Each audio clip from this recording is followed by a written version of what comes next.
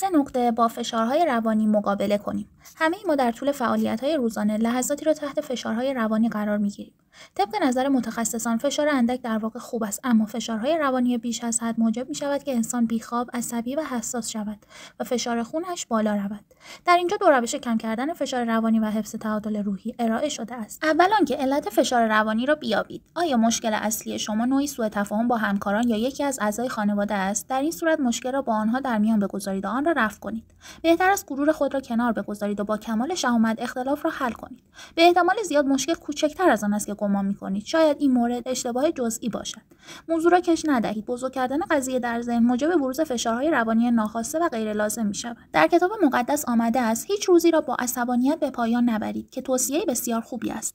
دوم، راههایی برای کم کردن فشار روانی بیابید و سعی کنید هر روز قدری از فشارهای روانی را کم کنید. شاید مطالعه چند صفحه کتاب، عبادت یا انجام دادن حرکات آرامبخش، آرامش جسمی و روانی برای کاهش این فشارها موثر باشد. ورزش‌هایی مانند دو آهسته، شنا، راه رفتن سریع یا دوچرخه سواری در همان دقایق اول تاثیر چشمگیری بر کاهش فشار روانی می‌گذارند. این ورزش‌ها را ادامه دهید و از نتایج آنها تعجب کنید. امیدوارم این دو روش بتوانند شما را در مقابله با تنش‌ها یاری کنند. مقابله با تنش‌ها بخشی از مبارزه و رسیدن به خواسته هاست. گام‌های عملی: 1. امروز من با وضعیت‌های پرتنش فوراً مقابله خواهم کرد و مانع از رشد آنها می‌شوم. 2. امروز من وقتی را به خود اختصاص خواهم داد تا با مطالعه، عبادت، ورزش یا هر کار معقول دیگر از فشارهای روانی کم کنم. 3. امروز من 3 نکته نهایی این مبحث: از دقیقه‌ها مراقبت کنید، چرا که ساعت‌ها از خود مراقبت خواهند کرد. 3 نکته ترفیع یابید. آیا تا به حال از خود پرسیده اید که چگونه می توانید در کار خود پیشرفت کنید؟ کارفرمایان برای ارتقا دادن کارمندان خود به دنبال ویژگی‌های خاصی در آنها می‌گردند. اداره کردن دیگران کار آسانی نیست. از این رو کارفرمایان ویژگی‌های خاصی را در مدیران آینده جستجو می‌کنند. اجازه بدهید برخی از این صفات مهم را که امکان بهتری برای ترفیع یافتن برایتان فراهم می‌کنند و شما می‌توانید در روابط کاریتان گسترش دهید مطرح کنید. اول، اقتدار که شما می‌توانید و لازم است آن را در خود پرورش دهید. باید خود را پرورش دهید تا بتوانید با مهارت خاص از دیگران بخواهید برایتان کار کنند و تلاش آنها را افزایش دهید. ویژگی مهم دیگر انتخاب موضع بی‌طرفی است. باید بیاموزید که خود و خلقیاتتان را کنار بگذارید و آنگاه تصمیمات خاصی بگیرید. این کار مشکل اما در عین حال شدنی است. البته شما به خویشتن‌داری نیز نیاز دارید. داشتن مهارت در ساماندهی و تمرکز افکار علیرغم وجود هر گونه آشفتگی خاطر از ویژگی‌هایی است که در هر شرکتی شدیداً خواهان دارد. به احتمال مهمترین نگرشی که می‌توانید در خود پرورش دهید این نیست که نظر خوب از آن کیست، بلکه شما در مقام مدیریت دادن اعتبار مناسب بانی نظر و به تحقق رساندن آن به صورتی بسیار مؤثرتر است. ویژگی دیگر مدیر موفق جلب اشخاص با استعداد و تواناتر از خود است. مدیریت بیشترین هزینه را صرف توانایی تشخیص و گسترش می‌کند و نه توانایی‌های دیگر. و همه این صفات قدری دلسوزی و نگرانی برای کارمندان را بیافزایید و بدین ترتیب ترفیع شما در راه است. گام‌های عملی: 1. امروز من ویژگی‌های لازم برای موفقیت را از این صفحه روی 3 تا 5 کارت منتقل می‌سازم و مرتباً آنها را دوره می‌کنم. 2. امروز من 3 نکته نهایی این مبحث: به هر کسی شک کنید الا خودتان. 3 نکته بیشتر بیاموزیم. یکی از مهمترین راه‌های بالا بردن احتمال موفقیت متخصص شدن در یک زمینه خاص دانش یا مهارت است. همه روزه با پژوهش به کمک رسانه‌های الکترونیک دائم در حال گسترش‌اند دانش جدید در اختیار ما قرار می‌گیرد. این بدین معنی است که حجم انبوه اطلاعات باعث می‌شود که نتوانیم اطلاعات مربوط به هر یک از زمینه‌های کاری را در اختیار داشته باشیم. از این رو یکی از راه‌های مفید بودن شما برای رئیس یا مدیرتان این است که در یکی از زمینه‌های مهم خاص متخصص شوید. از این رو یکی از راه‌های موفق بودن شما برای رئیس یا مدیرتان این است که در یکی از زمینه‌های مهم خاص متخصص شوید. مثلا ممکن است کار شما در زمینه مستغلات باشد، جایی که تحولات مالی چنان سریع صورت می‌گیرد که لازم است یک نفر فقط به امور مالی رسیدگی کند. یکی از زمینه‌هایی را که علاقه‌مند هستید و برای شرکتتان فوق‌العاده مهم است انتخاب کنید. از هر بعد در مورد آن تحقیق کنید. مجلات تجاری و کتاب‌های موجود در آن زمینه را مطالعه کنید. با افراد مطلع در آن زمینه صحبت کنید و خلاصه آنکه در آن زمینه به مخزن اطلاعات با ارزشی تبدیل شوید. بگذارید رئیس شما از فعالیت‌های شما باخبر شود و در صورت تمایل اطلاعات خود را در اختیار او بگذارید. این کار موجب می‌شود که در کارش پیشرفت رضایت بخش و موثری داشته باشد. وقتی که در کاری مهارت کسب کردید و اطلاعات و مهارت‌های کسب کرده را در اختیار رئیستان قرار می‌دهید، او را کاراتر و کارش را سهل‌تر می‌کنید. به خاطر داشته باشید که شما می توانید به هر چیزی که در زندگی بخواهید برسید، مشروط بر اینکه به دیگران کمک کنید تا به خواسته هایشان برسند. گام‌های عملی: 1. امروز من زمینه‌ای را انتخاب می‌کنم و با جمع‌آوری اطلاعات در آن زمینه و افزایش آنها به دیگران کمک می‌کنم و شروع می‌کنم تا آن اطلاعات را کسب کنم. 2. امروز من 3 نکته نهایی این مبحث: چیزی را می‌آموزید که ارزش آموختن برایتان داشته باشد. 3 نکته تخیل کنید. آیا تعجب می‌کنید اگر بفهمید که شما می‌توانید بدون آنکه از صندلی راحتی خود بلند شوید، ساعت‌ها بازی تنیس یا گلف تمرین کنید؟ سال‌هاست که ورزشکاران روسی فراتر از حد تصور مسئولان مسابقات که مدال طلا را به آنها اختصاص می‌دادند، برنده مسابقات می‌شوند. مربیان آمریکایی از روش‌های شدید یادگیری آنها آگاهی داشتند، اما تا این اواخر ما از برنامه روانی و ذهنی در هر یک از ورزشکاران روسی بی اطلاع بودیم. اخیراً در زمینه رفتار عصبی عضلانی ورزشکاران به کمک کامپیوترهای پیچیده و تیم تنیس استنفورد در دانشگاه استنفورد یک مطالعه مهم علمی صورت گرفته است. محققان راهی کشف کردند که ورزشکاران به کمک آن در حالی که در صندلی راحتی نشسته‌اند، دست‌ها و پاهای خود را از لحاظ روانی حرکت می‌دهند. مدت هاست که من قدرت تفکر مثبت را در خود ایجاد کردم و شواهدی دارم حاکی از اینکه بدن ما به همان گونه عمل خواهد کرد که به ذهن دستور دهیم. این نکته در مورد ورزشکاران المپیک و رفتار هر روز ما صدق می‌کند. شما می‌توانید به ذهنتان دستور دهید که مانند یک برنده مسابقه فکر کند. پس از آن روی پرده ذهنتان تصاویر روشن خود را می‌بینید که جایزه نفر اول را دریافت می‌کند. آنچه گفته شد گام‌های نخست و مهم در برنده شدن است. گام‌های عملی: 1. امروز من معنای برنده شدن را از لحاظ جسمانی، ذهنی و روحی تخیل می‌کنم و بر آن خیال تمرکز خواهم کرد. 2. امروز من 3 نکته. نکته نهایی این مبحث: انسان شامل جسم، ذهن و تخیل است. جسم او ناقص و ذهنش غیرقابل اعتماد است، اما تخیل او سبب شده است که زندگیش در این سیاره در پی کسب زیباترین چیزها باشد. 3 نکته بر ضعف اولیه غلبه کنیم. اگر درگیر کسب و کار خود هستید، از اینکه گاهی اوقات سختی داشته باشید ناامید نشوید. برخی از موفق‌ترین کاسب‌ها در آمریکا در ابتدا بسیار ضعیف بودند. بسیاری از کسب و کارهای موفق ضعف اولیه کار را تحمل می‌کنند. مثلا ویرجینیا استون و آلما میشل در سال گذشته معادل 2 میلیون دلار حیوانات تزیینی پرشده از کاه فروختند. اما 10 سال پیش برای کسب چند دلار در هر روز خانه به خانه آنها را می‌چرخاندند. وجود چند ویژگی معمولی در میان کسب و کارهای کوچک باعث بزرگ شدن آنها می‌شود. اول آنکه کالایی تولید کنید که بازار حاضر و آماده داشته باشید. این اصل قدیمی را به یاد داشته باشید. نیازی را پیدا کنید و آن را برآورید. با تغییر یافتن روزگار نیاز و سلیقه مردم نیز تغییر می‌کند و برای تهیه کنندگان خلاق همیشه فرصت است. بیشتر کارهای موفق در ابتدا کوچکند و کسانی آنها را می‌گردانند که بدون توجه به مدت زمان کار می‌کنند تا دوران سخت آن سپری شود. توصیه ما برای شما این است که با بودجه محدود کار کنید و از گسترش بیش از حد گردش پول خودداری کنید. دست آخر سخت و پیوسته کار کنید و مصرانه در پی موفقیت کاری خود باشید. گام‌های عملی: 1. امروز من می‌فهمم که اگرچه کس دیگری چک مرا امضا می‌کند، مبلغ چک را من تعیین می‌کنم. من برای خودم کار می‌کنم، تولیدات و خدماتی را که پیشنهاد کرده‌ام به بازار عرضه می‌کنم. 2. امروز من 3 نکته. نکته نهایی این مبحث: مردان عاقل امروز بدون ترس و نگرانی با فردا روبرو می‌شوند. 3 نکته طرح‌ریزی کنیم. بعد از اینکه سربازهای آمریکایی از جنگ جهانی دوم بازگشتند، ناگهان افزایش چشمگیری در تعداد نوزادان رخ داد، به طوری که در هیچ دوره تاریخی نظیر نداشت. جی آی جو سفرهای بسیاری رفته بود و روزهای سختی را پشت سر گذاشته بود و آمادگی تشکیل دادن خانواده را داشت. مدارس در سالهای 1960 هیچ جای خالی نداشتند و شغل‌هایی که نیازهای بازار آن زمان را تامین می‌کردند سود سرشاری می‌بردند. در دهه 1980 متخصصان پیش‌بینی می‌کردند که گروه سنی 30 تا 44 با نفوذترین افراد در بازار آمریکا خواهند بود و رشد این گروه سنی 3 برابر 15 سال گذشته خواهد بود. این بدین معنی است که برای خانه‌های ساخته شده، مبلمان، اساسگالی‌ها و وسایل خانه بازار اولیه‌ای وجود خواهد داشت.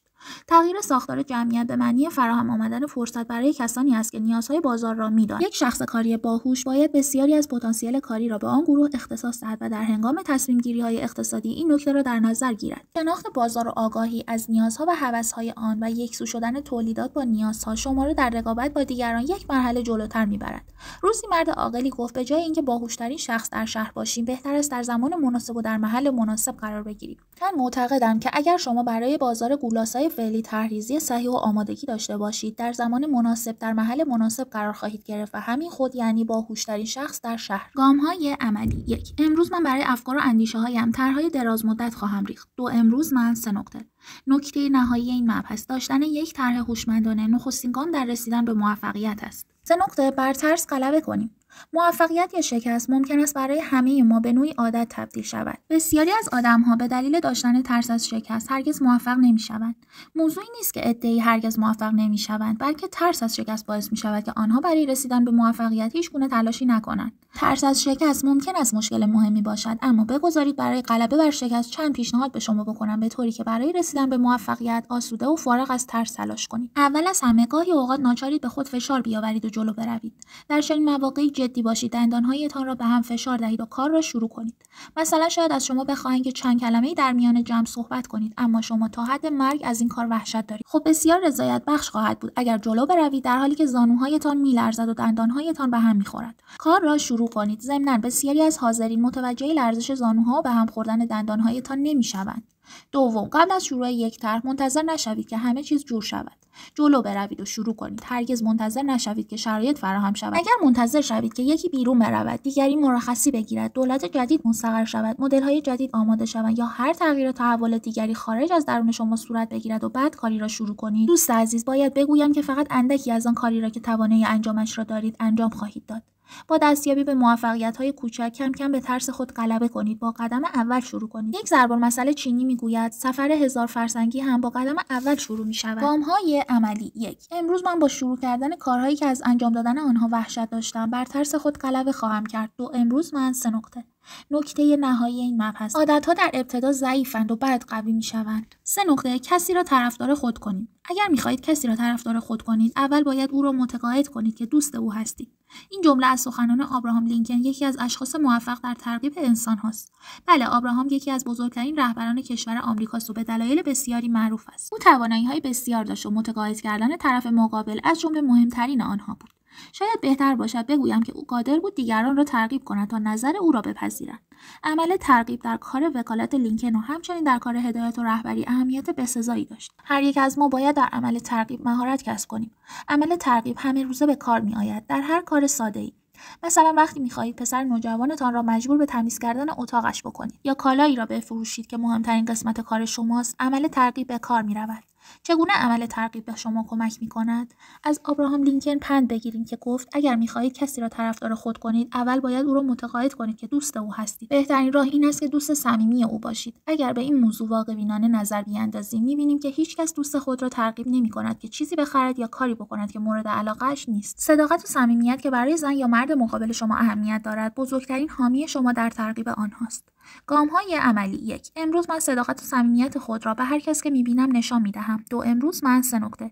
نکته نهایی این مبحث: طریقه دوستیابی یک رنگی است. 3 نقطه. از وقت خود عاقلانه استفاده کنیم. خداوند نعمتی را به طور یکسان دست کم در حال حاضر در اختیار ما گذاشته است. برای مواقعی که واقعا احساس می‌کنید در سیاه‌چال افسردگی سقوط کرده اید، به شما پیشنهاد می‌کنم قدری از آن چیزی را که دارید صرف کنید. نه، منظورم پول نیست. پیشنهاد می‌کنم که چیزی صرف کنید که همه به طور یکسان در اختیار داریم. در مورد وقت صحبت می‌کنم. شما می‌توانید وقت خود را به طرق متفاوت صرف کنید، اما من خصوصا شما را تشویق می‌کنم که وقت خود را با کسی بگذرانید که به ندرت بخته بودن با کسی برایش پیش می‌آید. یک معلول و یک محبوس، یکی از ساکنان خانه سالمندان یا یکی از بستگان پیرتان. این کار تجربه‌ای پرمعنا برای شما و نفسی تازه برای کسی که با او ملاقات می‌کنید. به علاوه وقتی که صرف ملاقات با خانواده‌تان می‌کنید، سرمایه خوبی است که بازدهی و سود آن شادی است.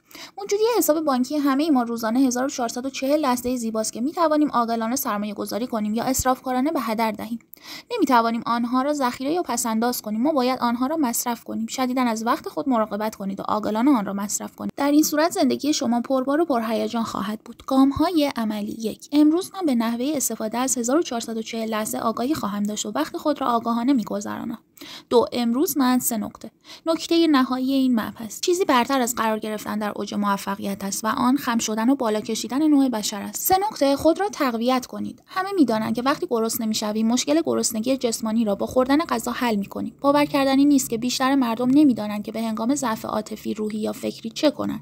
واکنش به ضعف عاطفی، روحی یا فکری چندان آسان نیست و همچنین راه حل آن سریع نیست. اما مانند گرسنگی جسمانی مشخص است. وقتی که در زمینه از زندگی دماغ و افسردگی‌اید، به شما اطمینان می‌دهم که کلمات مکتوب یا مضبوطی وجود دارند که حاوی اطلاعاتی هستند که شما را سر حال می‌آورند. اگر از لحاظ روحی یا عاطفی سرخوش نیستید، می‌توانید این کارها را بکنید. ذهن و عواطف خود را با مصاحبت عمدی با کسانی که الهام بخشند یا خواندن کتاب‌های الهام بخش در مورد انگیزش یا با کندوکاو در زندگی نامه‌هایی که خود اشخاص نوشته‌اند یا دیگران تهیه کرده‌اند تغذیه کنید. می‌توانید به موسیقی یا نوارهای الهام بخش گوش کنید. این کارها نگرش شما نسبت به زندگی و احساساتتان را تغییر می‌دهد و معنای آن این است که کارایی و بهره‌وری شما تغییر می‌کند. پیام ساده است: اگر مطالب ورودی به مغز را تغییر دهید، مطالب خروجی آن نیز تغییر خواهند کرد. گام‌های عملی 1. امروز من یک قطعه ادبی الهام بخش می‌خوانم یا به یک موسیقی الهام بخش گوش می‌دهم و پیام را با دوست خود در میان می‌گذارم. 2. امروز من 3 نکته. نکته نهایی این مبحث: شنونده خوب نه تنها در هر کجا طرفدارانی دارد، بلکه پس از مدتی چیزی می‌داند. 3 نکته. روزتان را آغاز کنید. شما می‌توانید نفر اول باشید. من شخصا معتقدم که هر کسی می‌تواند نفر اول شود. نه، من معتقد نیستم که هر کس می‌تواند بزرگترین، سریعترین، قوی‌ترین یا باهوش‌ترین آدم باشد. ولی معتقدم که میتواند نفر اول باشد. الان میگویم چطور. هر روز را با نگاه در آینه آغاز کنید. در حالی که خود را در آینه میبینید به خود بگویید امروز من هر کاری را به بهترین وجه انجام میدهم و بعد به گفته خود عمل کنید. در پایان روز اگر بتوانید دوباره به درون چشمهای خود نگاه کنید و بگویید امروز من نهایت سعی خود را کردم. شما دوست من تا آنجا که به موفقیت و خوشبختی مربوط است نفر اول و مهمترین انسان در جهان خواهی بود. بله، شما وقتی که از همه توان خود به نحو احسن استفاده کنید متوجه میشوید که توان شما بسیار بیشتر از رسیدن به هدفهایتان است. همچنین متوجه میشوید که هر چه از توان خود استفاده کنید توان بیشتری در اختیارتان قرار میگیرد. گام‌های عملی 1. امروز من روز خود را با نگاه به چشمانم در داخل آینه آغاز میکنم و با صدای بلند میگویم امروز من هر کاری را به نحو احسن انجام خواهم داد. 2. امروز من 3 نکته.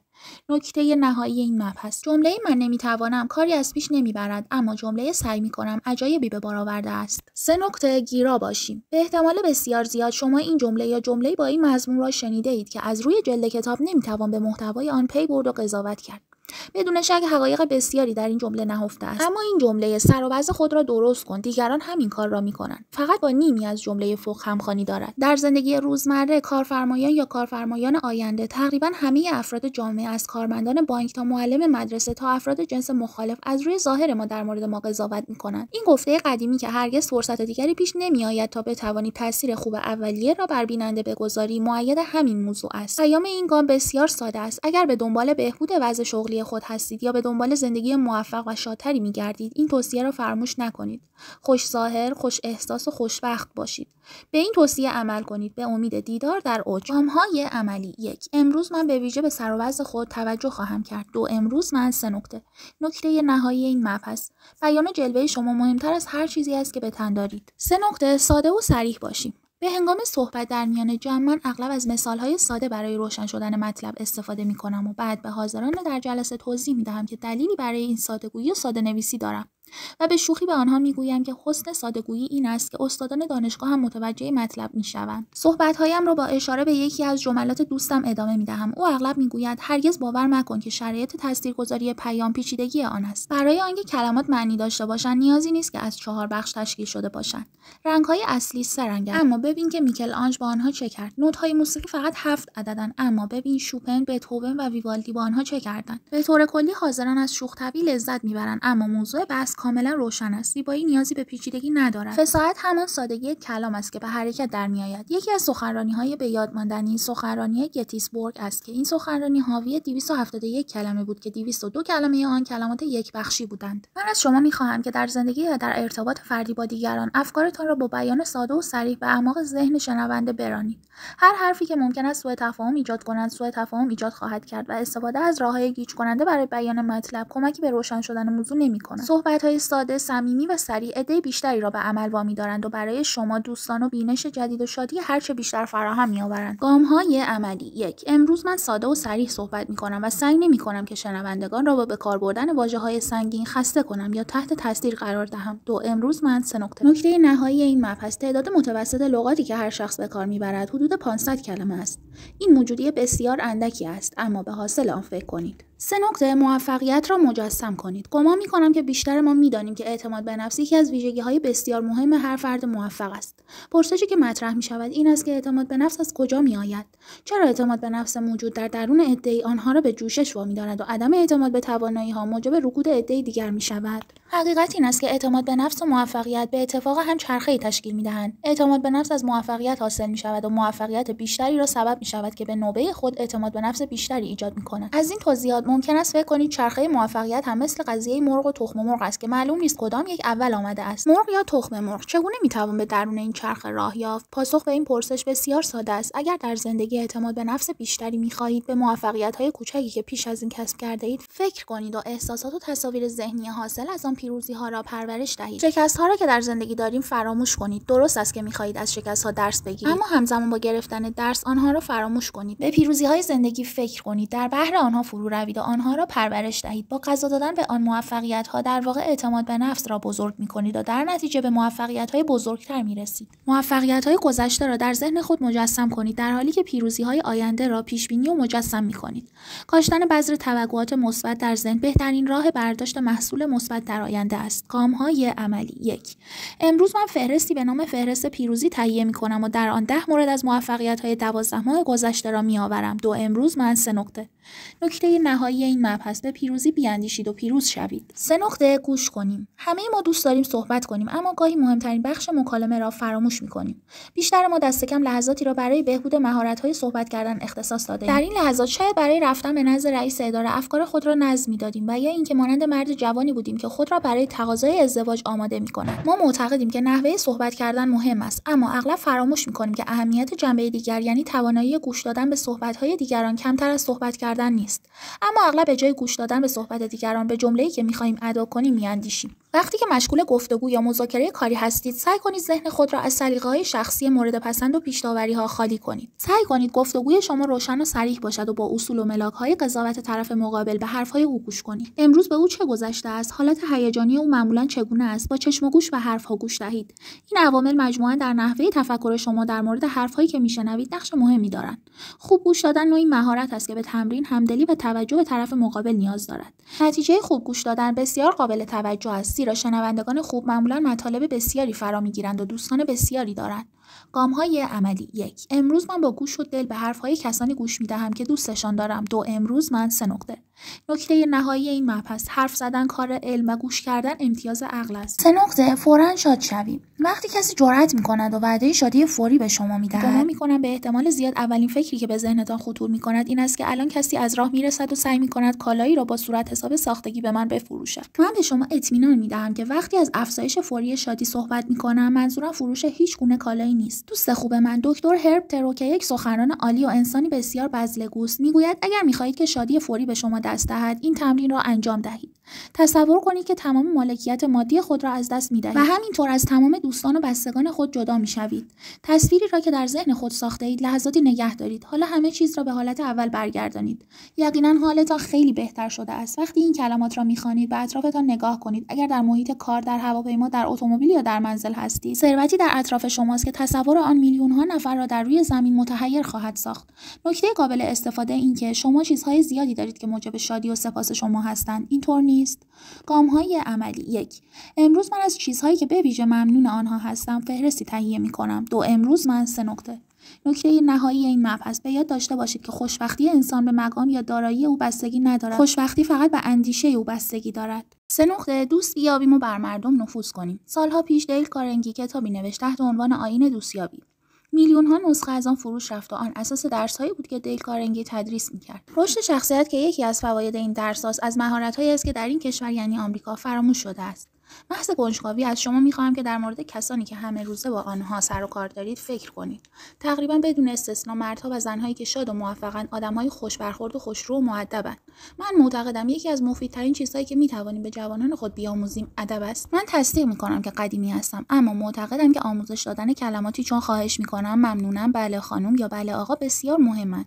از شما می‌خواهم توجه کنید که چند نفر از مدیران و متخصصان این جمله را در هنگام صحبت کردن عادی به کار می‌برند. صحبت از ادب و احترام شد. باید در مورد آداب غذا خوردن نیز نکته‌ای بگویم. بنا به گفته جان مولی نویسنده کتاب برای موفقیت آماده شوید، 30% از جویندگان شغل، کسانی که طالب مقام مدیریت بودند، به دلیل عدم آگاهی از آداب غذا خوردن موفق نشدند. بله، ادب و نزاکت شرط لازم برای موفق شدن و ماندن در مرحله موفقیت است. گام‌های عملی: 1. امروز من به ویژه عبارت مربوط به احترام را فرا خواهم گرفت. کلمات سپاسگزارم و خواهش می‌کنم را به نحوی پرمعنا و بی‌قلقش به کار خواهم برد. 2. امروز من 3 نکته. نکته نهایی این مبحث: عاقل کسی است که بداند خلوص نیت قوی‌ترین نیرو در جهان است و خود را با آن تنظیم کند. هر کجا عشق هست خدا نیز هست. 3 نکته و خوبی. دین کرامول مدت 39 سال در دانشگاه کالیفرنیای جنوبی مربی تیم ورزشی بود. او در طول خدمتش 21 برنده برای مسابقات ملی، 13 رکورددار جهانی و یک دوجین برنده مدال طلای المپیک تربیت کرد. میپرسید چطور؟ دین کرامول مشوق خوبی بود. او قوه تشخیص خوبی داشت و بر نقاط قوت بازیکنان تاکید می‌کرد. یک سال در مسابقات قهرمانی سواحل اقیانوس آرام قرار شد که تیم کرامول در مسابقه فینال 2 امدادی 1 مایل یعنی 1 کیلومتر و نیم شرکت کند. اما او فقط 4 دونده خسته داشت که در مسابقات انفرادی رتبه‌ای کسب نکرده بودند و هر یک میبایست فقط 1/4 این مسافت را طی کند.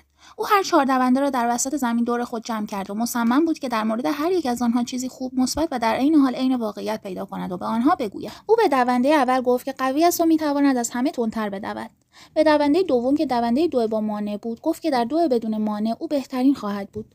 به دونده سوم که به راحتی از پس دویدن نیم مایل برمیآمد گفت که طی کردن این مسافت برای او چیزی نیست. و به دونده چهارم گفت تو بهترین دونده 2 میدانی هستی. برو به آنها نشان بده که قهرمان هستی. تیم او در جای خود قرار گرفت و برنده مسابقه شد. تشویق از انتقاد موثرتر است. پیام دین کرامول در مورد موفقیت روشن است. قوه تشخیص را در خود تقویت کن تا قبل از اینکه متوجه شوی اطرافت را آدم‌های پر انرژی بگیرند. گام‌های عملی. 1. امروز من به دنبال خوبی در دیگران می‌گردم و خوبی‌های آنها را محترمانه به آنها خواهم گفت. 2. امروز من به ویژه به دنبال یافتن خوبی‌ها در خواهم بود و آنها را به او خواهم گفت. 3. امروز من 3 نکته. نکته نهایی این مبحث: به دنبال نقاط قوت در افراد باشید، نه نقاط ضعف. خوبی ها را بجویید، نه زشتی ها را. بیشتر ما چیزی را میابیم که به دنبالش هستیم. 3 نکته و دوستی. لاول دیویس 83 سال دارد. او میداند که چه کسانی را دیده است، زیرا نام هنری را که دیده یادداشت کرده است. چند سال قبل لاول خواست بداند که در طول عمرش چند نفر را دیده است. برای این منظور کلاسور زرد رنگی خرید. علامت سوال بزرگی روی آن کشید و زیر آن نوشت چند نفر را در طول عمر ملاقات می‌کنید. آقای دیویس نام کسانی را که ملاقات کرده یادداشت کرده است. دست کم نام کسانی را که به خاطر دارد. در مورد برخی اسامی توضیحاتی در حاشیه نوشته است. مثلا نوشته است لئونارد مکنایت دوستدار سوپ مرغ. لاول دیویس اسامی 3487 نفر را که ملاقات کرده است در 69 صفحه نوشته است. اگر محاسبات من درست باشد این اسامی متعلق به 29200 روز است، زیرا او از 3 سالگی شروع کرده است. او در این مدت 3487 نفر را دیده است که به طور متوسط تقریبا در هر 8 روز با یک نفر آشنا شده است. حالا فکر کنید اگر آقای دیویس معتقد بود که با کمک به دیگران برای رسیدن به خواسته‌هایش او نیز به خواسته‌هایش خواهد رسید، در این صورت او میتوانست به 3487 نفر کمک کند تا به هدفهای خود برسند. اگر یکی از هدفهای آقای دیویس این بود که در هر روز برای یک نفر کار خیر بکند یا حرف نیکی بزند، در آن صورت 29000 کار خیر انجام میداد. من قبول دارم که به احتمال زیاد آقای دیویس برای هر کس که با او آشنا شده است کار نیکی انجام نداده است، اما شدیداً معتقدم که او بیشتر از 99% ما دوست دارد، زیرا اعمال او حاکی از علاقه واقعی به دیگران است. بدون در نظر گرفتن سنتان شما با مردم سر و کار دارید. گرفتاری شما هر قدر هم که باشد محال است که نتوانید هر روز یک کار خیر برای کسی بکنید یا حرف نیکی برای کسی بزنید. گام‌های عملی: 1. امروز من برای کار خیر می‌کنم یا حرف نیک می‌زنم. 2. امروز من 3 نکته. نکته نهایی این مبحث: از خود دوستی منتشر کنید و بدانید 10 برابر آن به خودتان برمیگردد. 3 نقطه و قسمت کردن. برای یک احساس بیش از سایر احساسات ترانه خوانده، شعرها سروده و قلب‌ها شکسته شده است. این احساس عشق است. من فکر می‌کنم که ما عشق را بیش از حد اسرارآمیز کرده‌ایم. راستش من معتقدم که عشق آموختنی است. بله، آموختن عشق ورزی با آموختن دوچرخه سواری فرق دارد. اما عشق آموختنی است و برای همین است که عده‌ای در درس عشق رد می‌شوند. آنها هرگز عشق ورزی نیاموختند. در اینجا پیشنهادی دارم: اوقات لذت بخش زندگی را برای فرصت‌های خاص کنار نگذارید. قسمت کردن آن با دیگران را فرا بگیرید. بگذارید که همسر شما بداند شما از قسمت کردن اوقات لذت بخش زندگی لذت می‌برید، فقط به دلیل با هم بودن. کارهایی را که هر دو از انجام دادن آنها لذت میبرید بیابید، مثلا پیاده روی، بازی تنیس، گلکاری، قایقرانی یا حتی ماشینشویی. نکته مهم این است که شما اوقات لذت بخش خود را دو جانبه قسمت کنید. گام‌های عملی: 1. امروز من یاد میگیرم که به نزدیکانم عشق بورزم. 2. امروز من 3 نکته. نکته نهایی این مبحث: لحظات قسمت شده امروز معنای زیبای فرداست. 3 نکته و بدهی‌هایم. آیا می‌دانید که اگر یک نفر را استخدام کنید تا شب‌ها از شما مراقبت کند و روزها معلم خصوصی، معمار و مقاطع کار و پرستار شما باشد، چه بهایی باید بپردازید؟ بله، به احتمال زیاد این آدم در اختیار شماست. این آدم چند کاره کسی نیست جز مادر شما. دلم می‌خواهد لذت خواندن این نوشته زیبا را که اثر مارجری کنی است با شما قسمت کنم. فکر می‌کنم مادر، مدت هاست که به تو مدیونم. مادر، وقت آن رسیده که دینم را ادا کنم. برای نگهداری از ما در طول شب به تو مدیونم.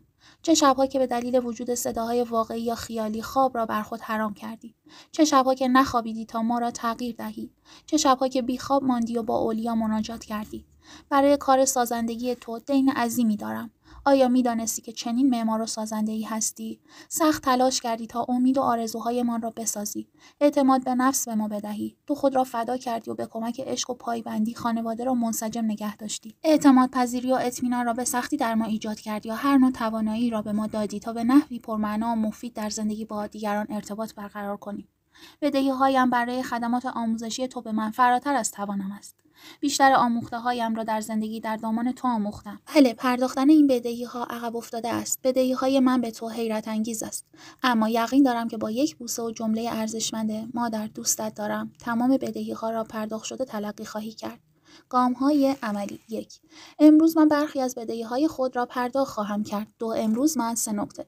نکته نهایی این مبحث: اگر تاکنون لذت عمل خیر به دیگران را نچشیده اید، از بیشتر یا بیشترین بخش خودتان غافل مانده اید. 3 نکته و فقر. میخواهم از فقری صحبت کنم که هیچ ارتباطی به پول ندارد.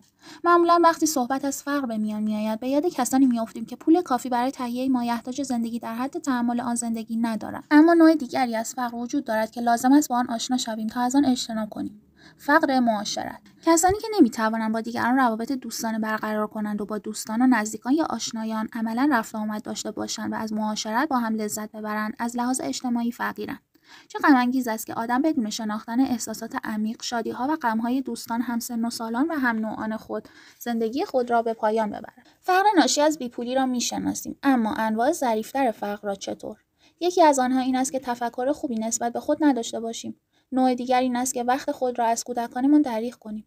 نوع دیگر این است که خنده و شادی بالقوه را در خود نگه داریم بدون آنکه از آن بهره‌مند شویم. نخست به ارزش خود پی ببرید و بعد ارزش دیگران را بدانید. حال این ارزش‌ها را با هم ترکیب کنید و شاهد رشد آنها باشید. شور و هیجان حاصل از آن را احساس کنید و به استحکام حاصل از برپایی صندوق مالی اعتماد به دیگران پی ببرید. برپایی این صندوق برای مبارزه با فقر معاشرت سودمند است. گام‌های عملی: 1. امروز من با گوش دادن دقیق، ستودن آزادانه و باور کردن صمیمانه گفتار دیگران به صندوق مالی اعتماد به مردم بسیار تکیه می‌کنم. 2. امروز من 3 نکته. نکته نهایی این مبحث: عشق بورزید تا عاشقتان باشند. 3 نکته و تواضع. برای اطرافیان تحمل کردن ما در مواقعی که کار اشتباهی می‌کنیم یا شاید وقتی کار صحیحی می‌کنیم بسیار مشکل است. شاید به همین دلیل پیتر مارشال کشیش دعا می‌کرد که خدایا هر وقت بر خطا هستیم ما را وادار کن که تغییر کنیم و هر وقت که به حق هستیم زندگی با ما را آسان بگردان. واقعا دردناک است، اینطور نیست؟ خیلی سخت است که آدم در مواقعی که حق دارد به خود مغرور نشود. والدین به فرزندانشان می‌آموزند که چگونه بازنده خوبی باشند، اما من فکر می‌کنم ما والدین در آموختن درس مهم دیگری به کودکانمون کوتاهی می‌کنیم و آن درس چگونه برنده شدن و چگونه برنده مؤدبی بودن است. آیا دلیل این کار نیست که ما خود نمی‌دانیم چگونه برنده مؤدبی باشیم؟ تواضع یکی از صفات مطلوب است. متواضع بودن کار نسبتاً آسانی است، زیرا بسیاری از ما چیزهای بسیاری داریم که نسبت به آنها حالت تواضع به خود بگیریم و هیچکس به تنهایی موفق نمی‌شود یا تا ابد زنده نمی‌ماند. انسانی که واقعاً متواضع است حتی در مواقع پیروزی می‌داند که پیروزی را مدیون عده دیگر است. به علاوه او دنیا را به شکل آدم تنها و بیکس ترک نمی‌کند، زیرا ارزش و قدر دیگران را می‌داند. من شما و خودم را تشویق می‌کنم که هر روز تمرین کنیم تا دیگران ما را بهتر تحمل کنند. گام‌های عملی: 1. امروز من به یاد خواهم داشت تا با اعتبار دادن به دیگرانی که در موفقیت من سهیم بوده‌اند گنج را قسمت کنم. 2. امروز من خدا را شکر می‌گویم که مرا موفق گرداند، زیرا لطف او شامل من شد. 3. امروز من 3 نکته. نکته نهایی این مبحث: اگر ضرب المثل دیگران کاشتند و ما خوردیم، ما می‌کاریم تا دیگران بخورند را بپذیریم، محدودیت‌های کار کردن از میان می‌رود.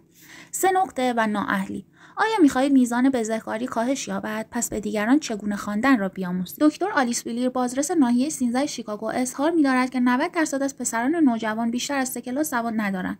خانم بیلی معتقد است که بزهکاری یعنی طلب عزت نفس. شاگردانی که نمی‌توانند تحصیل کنند در باور کردن خود دچار مشکل هستند. در سال 1971 دکتر بیلی مدیر یک مدرسه ابتدایی در شیکاگو شد. مدرسه‌ای که شاگردان ابتدایی در راهروهای آن قمار می‌کردند.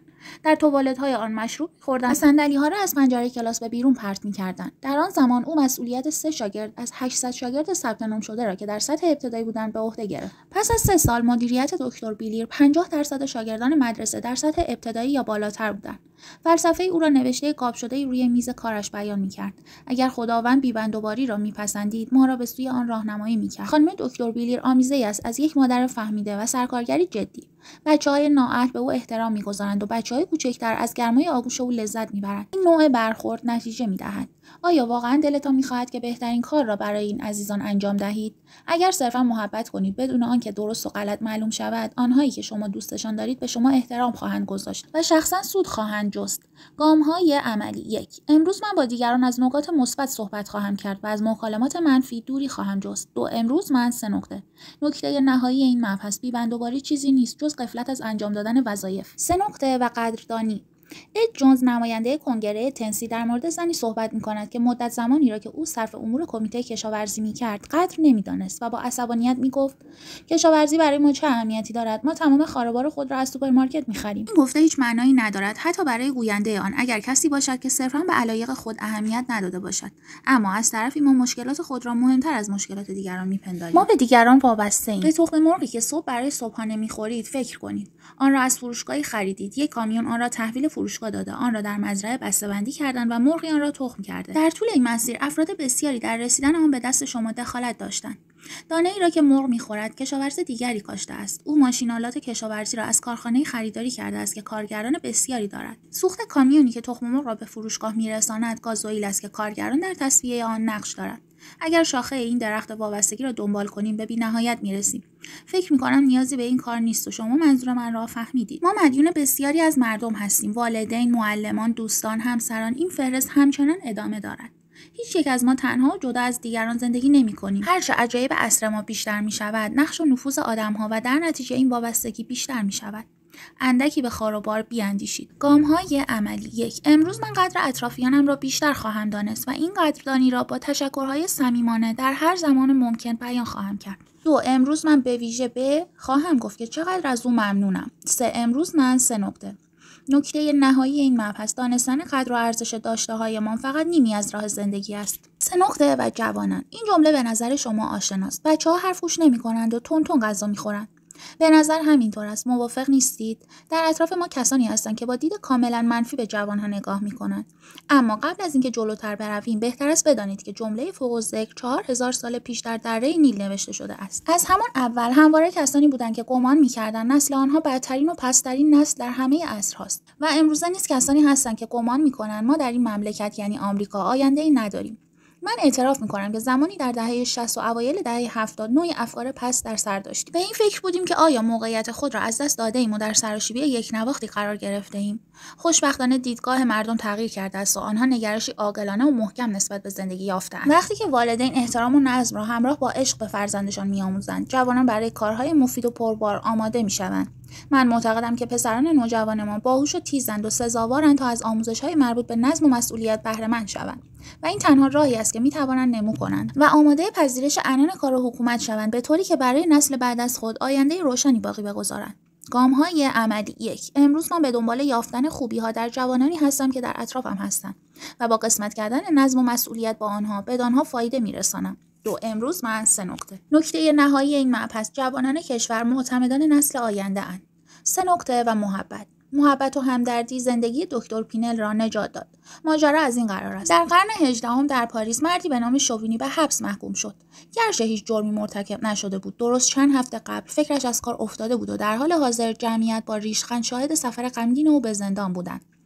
واگن زندان از مقابل پنجره آپارتمانی گذشت و دکتر فیلیپ پینل شاهد رفتن او بود. نگاه ناامید شوینی دکتر پینل را متأثر کرد.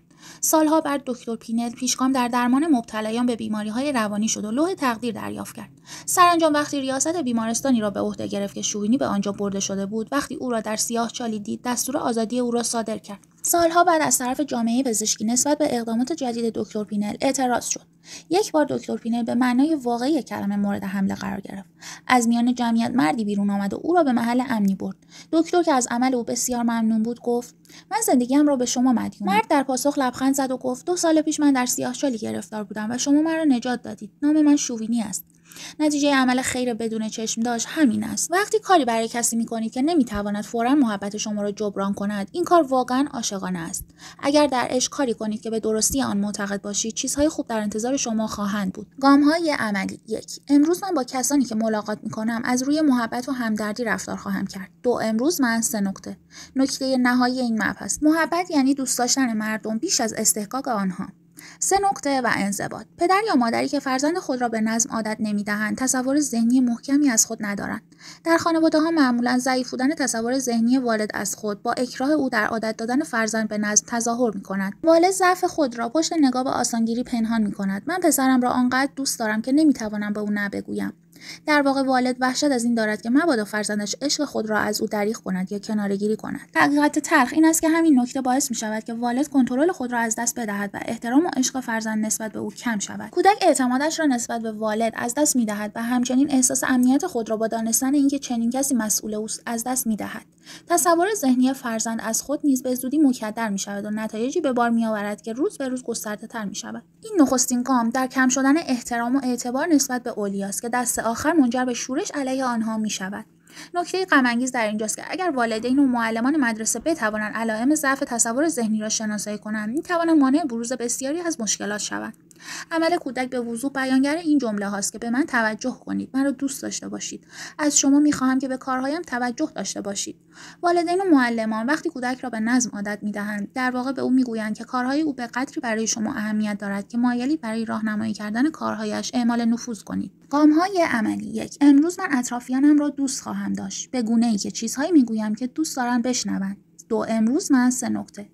نکته نهایی این مبحث: والدی که فرزندش را دوست دارد کاری می‌کند که لازم است، نه کاری که فرزندش دلش می‌خواهد. 3 نکته و نفرت: در اینجا ماجرای زنی را برایتان نقل می‌کنم که پس از اینکه سگ هاری او را گاز گرفت، پزشک معالج او را دید که وحشت زده مشغول نوشتن مطالبی است. پزشک او را آرام کرد و گفت نیازی به نوشتن وصیت‌نامه نیست، حال شما خوب خواهد شد و با تزریق یک آمپول بیماری کنترل خواهد شد. زن با شنیدن این صحبت‌ها رو به پزشک کرد و گفت اصلا نگران مردن نیستم. دارم اسامی کسانی را می‌نویسم که خیال دارم گاز بگیرم قبل از اینکه آمپول را به من تزریق کنید. از راست و دروغ این ماجرا بی اطلاعم، اما میدانم که وقتی احساس نفرت نسبت به مردم داشته باشیم، مقدمات شکست خود را فراهم می‌کنیم. مطالبی که در کتاب مقدس در مورد بخشیدن مردم و بخشیده شدن توسط دیگران آورده شده است، از لحاظ روانشناسی کاملا تایید شده است. احتمالاً قسمتی از قضاوت‌هایتان اشتباه است. اگر این اشتباه‌ها را کنار بگذارید، به احتمال زیاد با آرامش بیشتر آماده انجام دادن کارهایتان می‌شوید. وقتی ذهن شما آزاد و تهی از هر گونه نفرت است، هر کاری را که بکنید بهتر انجام می‌دهید. گام‌های عملی: 1. امروز من را میبخشم و از او میخواهم تا مرا نیز ببخشد و با این کار ذهن خود را از نفرت تهی میکنم. 2. امروز من 3 نکته. نکته نهایی این مبحث: زندگی در زمان حال مشکل، در آینده مسخره و در گذشته غیر ممکن است. 3 نکته و تشویق: آیا جیغ و فریاد تماشاگران مسابقات ورزشی به نفع یا ضرر بازیکنان است؟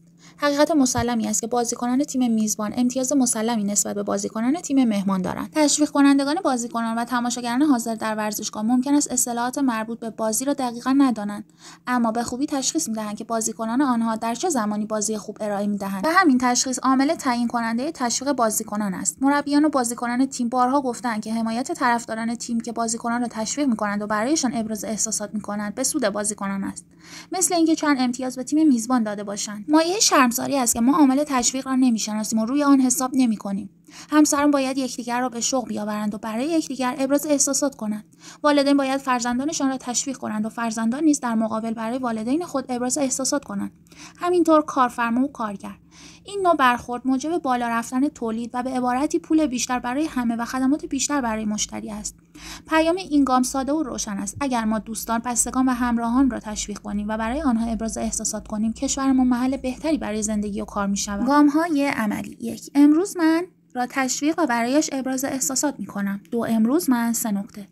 نکته نهایی این مبحث: هر کجا که انسانی است، فرصتی برای محبت کردن است. 3 نکته و تاثیرگذاری بر دیگران. خانم جذابی با آقای ویلیام گلادستون، سیاستمدار برجسته انگلیسی، شام خورد. شب بعد در ضیافت شامی شرکت کرد و کنار رقیب برجسته گلادستون، بنجامین دیزرائیلی نشست. بعدها وقتی که نظر این خانم را در مورد این دو فرد پرسیدند، پاسخ داد: بعد از نشست با آقای گلادستون مطمئن شدم که او باهوش‌ترین مرد انگلستان است. اما بعد از نشست با آقای بنجامین دیزرائیلی گمان کردم که من باهوش‌ترین زن انگلستان هستم. این مثال کنجکاوی را اندکی برمی‌انگیزد، زیرا سرشار از حقیقت حقیقت و عقل سلیم است. اگر می‌خواهید کسانی را ترغیب کنید که عقیده شما را بپذیرند، بهترین کار این است که درباره علایق آنها صحبت کنید. بگذارید احساس کنند که آنها نیز ارزشمندند و بفهمند که آنها نیز می‌توانند آن کار را بکنند و آنها نیز قوه و استعداد دارند. اگر صادق و بی‌ریا باشید، دیگران به این نتیجه می‌رسند که شما آدم خوبی هستید. گام‌های عملی: 1. امروز من این احساس را که عده‌ای آن را بزرگترین نیاز انسان نامیده‌اند، در دیگران ارضا خواهم کرد. آنها نیاز دارند که خود را مهم احساس کنند. من این کار را با نشان دادن علاقه صادقانه به هر یک از آنها انجام خواهم داد. نکته نهایی این مبحث: خودخواهی در بالاترین حد خود کار چندانی نمی‌کند، اما عشق در جزئی ترین حدش بیشترین کارها را می‌کند. 3 نکته و کمک به دیگران: وقتی سر ادموند هیلاری و راهنمای محلی او صعود تاریخی را به قله اورست انجام دادند، اولین کسانی بودند که در تاریخ به قله اورست دست می‌یافتند.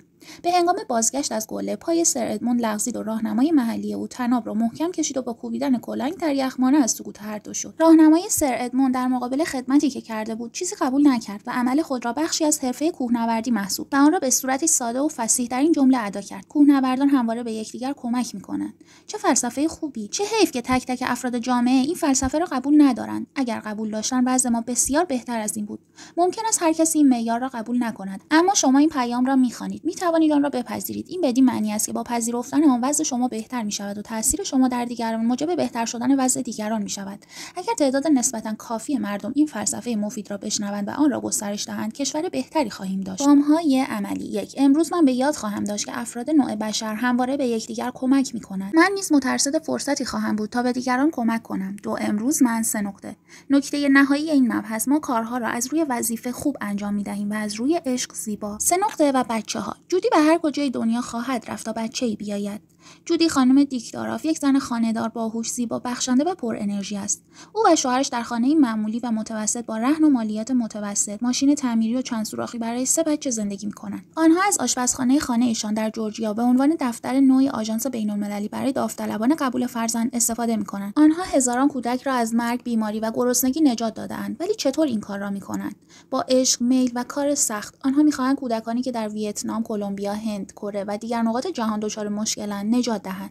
جودی هر روز از طریق تلفن، نامه یا طی ملاقات حضوری صدها نفر را گرد می‌آورد تا بچه‌های بی سرپرست را به داوطلبان، آژانس‌های انتخاب فرزند، هیئت‌های کمک به خانواده‌ها و هزاران خانواده آمریکایی مشتاق قبول فرزند تحویل دهند. اگر به خانه جودی بروید، احتمالاً تلفن خانه در حال زنگ زدن است و با برداشتن گوشی صدای خنده، گریه یا تقاضایی به گوش خواهد رسید. ممکن است از طرف برنامه تلویزیونی برای مصاحبه وقت بخواهد، یا ممکن است پدر و مادر چشم انتظار فرزند در مورد ورود هواپیمای حامل کودک بی سرپرست پرسجو کنند و در چنین مواقعی پاسخ جودی همواره یکسان است: راحت بنشینید، فنجان قهوه‌ای بنوشید، فرزند شما فوراً به منزل خواهد رسید. جودی و دیک بابت کاری که می‌کنند پولی نمی‌گیرند. 20% از درآمد دیک صرف کار آمریکایی‌ها و کمک‌های بین‌المللی می‌شود. جودی معتقد است کار خداست. خواست خداوند در این کار مطرح است، وگرنه عملی نمی‌شد. شما نیز اگر مثل جودی یا همسرش هر وقت که توانستید هر چه را که داشتید به دیگران ببخشید، آن وقت من شما را واقعاً در اوج خواهم دید. گام‌های عملی: 1. امروز من به آنهایی که محتاج کمکند کمک خواهم کرد. 2. امروز من 3 نکته نهایی این مبحث: آنگاه عادلان به پاسخ گویند: ای خداوند، کی گرسنه‌ات دیدیم تا طعامت دهیم، یا تشنه‌ات یافتیم تا سیرابت نماییم، یا کی تو را غریب یافتیم تا تو را جا دهیم، یا عریان تا بپوشانیم. و پادشاه در جواب ایشان گوید: هر آینه به شما میگویم آنچه به یکی از این برادران کوچکتر من کردید به من کرده اید. 3 و ازدواج: زوجهایی که با هم دعا میکنند با هم میمانند. زوجهایی که عبادت میکنند پایبند همند. متاسفانه آخرین باری که چند زوج به کلیسا رفتن روز ازدواجشان بود و در شگفتند که چرا 4 سال و نیم بعد با یک وکیل در مورد حق و زحمه طلاق چانه میزنند. نقش کلیسا در ازدواج چیست؟ اول مانع از فروپاشی آن می‌شود. وقتی که به اتفاق همسرتان به کلیسا می‌روید، مثل این است که اتومبیل خود را به تعمیرگاه اصلی آن می‌برید. سازندگان اتومبیل طریقه صحیح نگهداری از آن را می‌دانند. آنکه ازدواج را آفریده طریقه صحیح حفظ آن را می‌داند. ابزار کار او کتاب آسمانی و تعمیرگاه آن کلیساست. دوم اینکه در کلیسا شما با کسانی همراه می‌شوید که آنها نیز همانند شما برای ازدواج ارزش قائلند.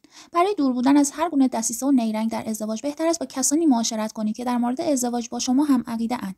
سوم اینکه کلیسا در مورد تعهد نسبت به عشق به ما یادآوری می‌کند. عیسی مسیح در مورد بالاترین شکل عشق صحبت کرد. کسی محبت بزرگتر از این ندارد که جان خود را به جهت دوستان خود بدهد. در کلیسا از طریق گوش دادن به موعظه‌ها و شرکت در کلاس‌ها یادآوری می‌شویم که دادن جان همچنین شامل قربانی کردن احساسات و علایق نیز است. ما می‌بینیم که دوستان مسیحی این کار را هم می‌کنند و ما هم تشویق می‌شویم که چنین کاری بکنیم. در کلیسا زیبایی عشق را در جمع می‌بینیم و به ذهن می‌سپاریم. جالب است، اما اولین جایی که مسیحیان بعد از نومیدی و یأس بدان جا روی می‌آورند کلیساست. در واقع هر کسی می‌داند که عشق آنجاست که کلیسا هست. می‌خواهید ازدواجتان پایدار بماند، خداوند را در مرکز ازدواجتان قرار دهید. گام‌های عملی: 1. امروز من با گفتن جمله زیبا به او و درباره او توجه خاصی به همسرم خواهم کرد. 2. امروز من 3 نکته نهایی این مبحث: ای شوهران، زنان خود را محبت نمایید چنانکه مسیح هم کلیسا را محبت نمود و خویشتن را برای آن داد. 3 و تلاشگار: من نعلبندی را میشناسم که بالای کوره آهنگری مغازه‌اش نوشته‌ای با این عنوان بر دیوار نصب کرده است: خدایا آتش برسان، نه تلاشگار. معنای این نوشته چیست؟ نعلبند میگوید: من نعلها را در این کوره که هرچه گرمتر باشد بهتر است قرار میدهم. بعد از مدتی یکی از نعلها را از کوره بیرون میکشم و روی صندان قرار میدهم. با چکش روی آن میکوبم و آن را صاف میکنم تا از سخت شدن آهن نرم مطمئن شوم. اگر آهن آن سفت باشد مجددا آن را در کوره قرار میدهم تا نعل آماده شود. اگر نعل خم شود و ترک بردارد معلوم میشود که سختی لازم را ندارد و به درد بخور نیست و روی سایر آشغال‌های تلمبار شده میاندازم. خدایا آتش برسان، نه تلاشگار. خداوند میگوید: ای حبیبان، تعجب ننمایید از این آتشی که در میان شماست و به جهت امتحان شما میآید که گویا چیزی غریب بر شما واقع شده باشد. خداوند ما را در کوره‌های آتش قرار می‌دهد تا سخت شویم. آنهایی که گرمای آتش به تنشان نخورده است همچون تکه‌های به درد نخور آهن هستند. خداوند با قرار دادن مشکلات سر راه ما را محکم و سخت می‌گرداند. خداوند با این مشکلات ما را می‌سازد. هیچ کس از داشتن انواع مشکلات لذت نمی‌برد. نداشتن شغل، تنها ماندن، دلشکستگی، خیانت دوست، مرگ عزیزان، هیچ کس به دنبال مشکل نمی‌گردد. اما وقتی خدا مشکلی سر راه ما قرار می‌دهد ما قصد خداوند را از قرار دادن این مشکل در سر راهمان جویا می‌شویم. ما می‌دانیم که خداوند مشکلات را بر سر راهمان می‌گذارد، نه برای متوقف کردن ما، بلکه برای راه انداختن ما. خداوند بازدارنده نیست، بلکه وادارنده است. گام‌های عملی: 1. امروز من قصد خداوند را از فرصت‌هایی که برای من ایجاد کرده است جویا می‌شوم، هرچند برخی از مردم این فرصت‌ها را مشکلات می‌نامند. 2. امروز من 3 نکته نهایی این مبحث: به جهت آنانی که خدا را دوست می‌دارند و به حسب اراده او خوانده شده‌اند، همه چیزها برای خیریت ایشان با هم در کار می‌باشند. 3 و دعا: کسانی که به خدا ایمان دارند از دعا کردن برای دیگران ابایی ندارند، اما به هنگام دعا برای خود آشفته می‌شوند. آیا دعا کردن برای خود اشکالی دارد؟ اصلاً. در کتاب آسمانی انجیل 4 مثال آورده شده است. در انجیل لوقا باب 18 آیه 1 تا 7 داستان زنی آورده شده است که بارها به نزد داوری می‌رود تا از او دادخواهی کند. داور در ابتدا به وی اعتماد ننمود، اما در نهایت کاری کرد که زن به حق خود برسد. عیسی به زن توصیه فرمود: میباید همیشه دعا کرد و کاهلی نورزید. خداوند پدر ماست. می‌دانیم که پدر ما دوست دارد که به ما ببخشد. می‌دانیم که پدران دوست دارند که ما به نزد آنها برویم و خواسته‌هایمان را با آنها در میان بگذاریم. در انجیل متی باب 7 آیه 7 بخشی از موعظه روی کوه عیسی می‌فرماید: بخواهید به شما داده خواهد شد، بجویید خواهید یافت، بکوبید به روی شما گشوده خواهد شد. بدانید چه می‌خواهید و آن را از خدا بخواهید. مشکلات برای دعا کننده‌اند. برای خداوند هیچ مشکلی وجود ندارد. خواسته‌های خود را بنویسید و آنها را از خداوند طلب کنید. اگر خواسته‌هایتان بجا و خوب باشد، آنها را برآورده خواهد کرد. در انجیل متی باب 26 آیه 39 درد و عذاب مسیح در باغ گتسیمانی آورده شده است. او در باغ برای خود دعا کرد و از خداوند خواست: اگر ممکن باشد این پیاله از من بگذرد. توجه کنید که او تقاضا کرد، لیکن نه به خواهش من بلکه به اراده تو. در دعای خداوند، دعایی که عیسی به شاگردانش تعلیم داده، عیسی از ما می‌خواهد که خواسته خود را مشخص کنیم. نان کفاف ما را امروز به ما بده. انجیل متی باب 6 آیه 9 تا 13 خواسته‌هایتان را به پیشگاه خداوند ببرید. او پدر شماست. او دوست دارد خواسته‌هایتان را از زبان خودتان بشنود. گام‌های عملی: امروز من فهرست نیازهای خود را بر روی کاغذ می‌آورم و از خداوند می‌خواهم که در برآورده شدن نیازهایم مرا یاری دهد. می‌دانم که خداوند بنا به مصلحت خویش هر زمان که بخواهد آن نیازها را برآورده می‌کند. 2 امروز من 3 نکته نهایی این مبحث: به تمامی دل خود بر خداوند توکل نما و بر عقل خود تکیه مکن. در همه راه‌های خود او را بشناس و او طریق‌های تو را راست خواهد گردانید. 3 و ثروت: در انجیل متی باب 19 آیه 24 تا 26 آمده است: و باز شما را میگویم که گذشتن شتر از سوراخ سوزن آسان‌تر است از دخول شخص دولتمند در ملکوت خداوند. شاگردان چون شنیدند بغایت متحیر گشته و گفتند: پس که میتواند نجات یابد؟ عیسی متوجه ایشان شده و گفت: و نزد انسان این محال است، لیکن نزد خداوند همه چیز ممکن است. عده‌ای سوزن را در این عبارت به سوراخ کوچکی تعبیر کردند که در پای دیوار اورشلیم آن زمان وجود داشت. احتمالاً شتری زانو زد و خود را به درون سوراخ چپاند و از آن گذشت. به عبارت دیگر این کار مشکلی است اما عملی است. نکته مورد نظر داستان این نیست. اگر به گفته شاگردان توجه کرده باشیم، عیسی به شتر واقعی اشاره می‌کند که از سوراخ سوزن واقعی می‌گذرد. این کار غیر ممکن است. نکته‌ای که داستان بدان اشاره دارد این است: غیر ممکن ممکن است که شتری بتواند از سوراخ سوزن بگذرد و آدم‌ها نیز چه غنی چه فقیر نمی‌توانند خود را نجات دهند. اگر شتری بتواند از سوراخ سوزنی بگذرد، فقط خواست و اراده خداوند در این کار نقش دارد. اگر کسی نجات یابد، خداوند باعث می‌شود. این همان کاری است که خداوند با مسیح کرد. می‌بینید بسیاری از مردم بدبخت و بیچاره‌اند، زیرا می‌خواهند که به شیوه خود با خداوند ارتباط برقرار کنند. تنها گمان می‌کنند با رفتن به کلیسا، صدقه دادن و اعمال نیک می‌توانند به خداوند نزدیک شوند. اما به یاد داشته باشید که شتر با وجود تلاش‌هایش نمی‌تواند به هیچ وجه از سوراخ سوزن بگذرد. باید کاری مافوق طبیعت صورت گیرد. معجزه‌ای باید رخ دهد. در رابطه با ما و خداوند نیز باید چنین معجزه‌ای رخ دهد. میبایست معجزه‌ای رخ میداد. معجزه شد و این معجزه برای شما رخ داد. گام‌های عملی: 1. امروز من کار می‌کنم تا خواست خداوند چه باشد. 2. امروز من 3 نکته. نکته نهایی این مبحث: زیرا خدا جهان را اینقدر محبت نمود که پسر یگانه خود را داد تا هر که بر او ایمان آورد هلاک نگردد بلکه حیات جاودان یابد. 3 نکته و توانایی: دکتر نورمن وینسنت بیل ماجرای ملاقات با یک خانواده فقیر و بحث جالبی را که داشتند تعریف می‌کند. بیل شوهر خانواده بدبختی خانواده را در حال ماتم و اندوه شرح می‌دهد، اما همسرش با روحیه خوب در ادامه صحبت شوهرش می‌گوید و خداوند راه را به ما نشان خواهد داد. متوجه شدم که زن روی یک تکه پارچه‌ای کار می‌کند که شبیه دستکش یک انگشتی است. از او پرسیدم آن چیست و او در پاسخ گفت دستگیره مرمت شده آشپزخانه. فکری به نظرم آمد بنا به عقیده او خدا این فکر را در سرم جا داد و گفتم چرا بیل را به فروشگاه بزرگ نمی‌فرستید؟ فکر می‌کنم مشتری داشته باشد. دست کم امتحانش مجانی است. بیل نزد فروشنده رفت و برخلاف انتظارش 12 دوجین از آنها را سفارش گرفت. همین دستگیره ناقابل کار بزرگی به راه انداخت و از قبل آن عده‌ای بسیاری به نوایی رسیدند. بیل گفت مسخره است. آخر چگونه خداوند دعای ما را از طریق دستگیره آشپزخانه مستجاب می‌کند؟ همسر بیل چه چیزی در دست داشت؟ دستگیره آشپزخانه. خداوند دستگیره را وسیله‌ای قرار داد برای نجات دادن خانواده از فقر و فلاکت. شما در دستتان چه دارید؟ خداوند همین سوال را از موسی پرسید. موسی پاسخ داد یک عصا. خداوند فرمود من از آن عصا برای انجام دادن کارهای بزرگ استفاده می‌کنم و فرزندان اسرائیل را آزاد خواهم کرد. شما در دستتان چه دارید؟ خداوند این سوال را از شما می‌پرسد. میدانم عده‌ای خواهند گفت اگر ثروت راکفلر را داشتم یا اگر صدای روبرتا پیترز را یا مغز آنیشتاین را چه کارهایی که نمی‌کردم. جواب حرف این عده بسیار آسان است. اگر از آنچه در دست دارید استفاده نکنید، از چیزی که ندارید استفاده نخواهید کرد. در حال حاضر چه چیزی دارید که می توانید از آن استفاده کنید؟ گام‌های عملی: 1. امروز من از توانایی‌های خود طبق اراده خداوند استفاده خواهم کرد. 2. امروز من 3 نکته.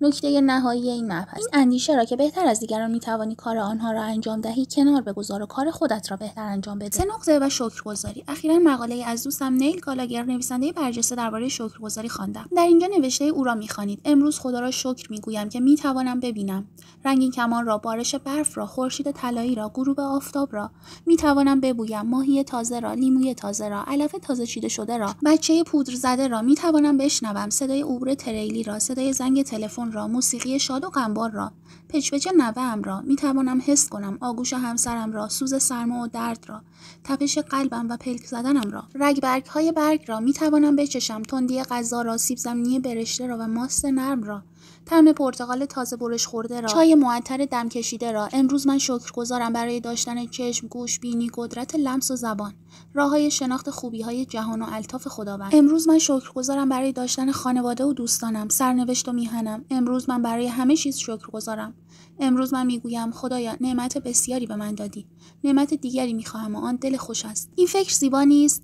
نیل، از تو سپاسگزارم برای کلمات زیبایی که با صراحت با ما حرف میزنند. گام‌های عملی: 1. امروز من در دل برای چیزهای کوچک در زندگی ممنون خواهم بود. 2. امروز من 3 نکته. نکته نهایی این مبحث: پیوسته به جهت هر چیز خدا و پدر را به نام خداوند عیسی مسیح شکر کنید. 3 نکته و پیشگیری: آیا تا به حال توجه کرده اید که بسیاری از دوستانتان رفتار پسندیده شما را تمام و کمال میپذیرند، اما وقتی که رفتار ناپسندی از شما سر میزنند فوراً به شما تذکر میدهند، توبیختان میکنند و گاهی با شما رفتار ناشایست میکنند؟ من مطمئن هستم که در مورد اطرافیانتان به این نکته توجه کرده اید، اما آیا تا به حال توجه کرده اید که شاید شما نیز مقصر باشید؟ شما رفتار پسندیده دوستان، همسر یا فرزندانتان را رفتاری عادی و طبیعی تلقی می‌کنید. شاید شما متوجه این حقیقت نیستید که فرزندان شما در مدرسه رفتار شایسته‌ای دارند، مسئولند و رانندگان قابلی هستند، دوستانی دارند که جوانان قابل اعتمادی هستند. گاهی نکات مثبت را فراموش می‌کنیم و فقط به نکات منفی عکس‌العمل نشان می‌دهیم. بگذارید از شما بخواهم که کمی هم محبت پیشگیر را امتحان کنید. امروز با تعریف از فرزندانتان و مطرح کردن نکات مثبتشان آنها را تشویق کنید. محبت پیشگیر را در خانواده امتحان کنید و تحسین کردن از دوستان، همکاران و آشنایان را عادت خود سازید. با به کارگیری روش محبت پیشگیر ویژگی‌های مثبت دیگران را که موجب موفقیت آنها می‌شود پرورش دهید و چنانچه آنها را در رسیدن به موفقیت‌ها یاری کنید خود نیز موفق خواهید شد. گام‌های عملی: 1. امروز من با تشویق و محبت پیشگیر را تمرین می‌کنم. 2. امروز من 3 نکته. نکته نهایی این مبحث: علف‌های هرز به باغچه فراموش شده هجوم می‌برند. احساس‌های بد عشق مراقبت نشده را به درون خود می‌کشند. پشت کار: 1 راند دیگر مبارزه کن. وقتی پاهایت چنان خسته‌اند که به زور راه می‌روی، 1 راند دیگر مبارزه کن. وقتی بازوهایت چنان خسته‌اند که قدرت گارد گرفتن نداری، 1 راند دیگر مبارزه کن. وقتی که خون از دماغت جاری است و چشمانت سیاهی می‌رود، چنان خسته‌ای که آرزو می‌کنی حریف مشتی به چانه‌ات بزند و کار را تمام کند، 1 راند دیگر مبارزه کن. و به یاد داشته باش مردی که همواره 1 راند دیگر مبارزه می‌کند هرگز شکست نمی‌خورد. 3 نکته و تمرکز: توماس ادیسون در طول زندگی خود بیشتر از 10 انسان متوسط موفقیت کسب کرد. نقش او در جامعه امروزی تقریباً غیرقابل اندازه‌گیری است. او گرامافون، لوکوموتیو برقی، میکروفون، روش ساخت ساختمان‌های بتونی، ابزار تولید ورقه‌های فلزی، جعبه مخابره تلگراف و لامپ را اختراع کرد. چه ویژگی در فرد او را قادر می‌سازد که چنین نقش عظیمی در جامعه داشته باشد؟ آیا نبوغ اوست؟ آیا فرصتی است که به او دست می‌دهد؟ آیا تقدیر اوست؟ شاید هرگز پاسخ این پرسش‌ها را نیابیم، اما در مورد کار توماس ادیسون یک چیز را می‌دانیم. او ساعت‌های مدید کار کرد. او قادر بود تمرکز کند، تمام ذهن، جسم و روح خود را روی یک طرح خاص متوجه سازد تا با رضایت خاطر آن طرح به پایان برسد. قدرت تمرکز جزء ضروری در موفقیت توماس ادیسون بود. وقتی او روی یک طرح کار می‌کرد، فقط بدان توجه می‌کرد و مانع از پرت شدن حواسش می‌شد. پشت کار او افسانه‌ای بود. او قبل از تولید اولین لامپ بیش از 10,000 بار آزمایش کرد. شما با طرح‌هایتان چه می‌کنید؟ آیا هدفهایی دارید که بتوانید تمام ذهن، جسم و روحتان را به آنها اختصاص دهید؟ گام‌های عملی: 1. امروز من 5 کار مهم برای رسیدن به موفقیت را شناسایی می‌کنم. روی آنها تمرکز می‌کنم و تا رسیدن به رضایت کامل دست از کار نخواهم کشید. 2. امروز من 3 نکته. نکته نهایی این مبحث: نقش کار در زندگی بیش از امرار معاش است. کار خود زندگی است. 3 نکته و امید: مدت 8 سال را به نوشتن داستان‌های کوتاه و مقالات گذراند تا شاید چاپ شوند و در مدت 8 سال بعد همه آنها مرجوع شدند. اما ناامید نشد و ما همواره ممنون او هستیم. او وقتی در نیروی دریایی خدمت می‌کرد، کوهی گزارش و نامه نوشت. بعد از پایان یافتن دوره خدمت در نیروی دریایی بسیار تلاش کرد تا نویسنده شود. مدت 8 سال داستان‌ها و مقالات بیشماری به دفتر مجلات فرستاد، اما هرگز موفق نشد حتی یکی از آنها را به چاپ برساند. روزی یکی از ویراستاران همراه یکی از کارهای مرجوع او یادداشت تشویق‌آمیزی برایش نوشت.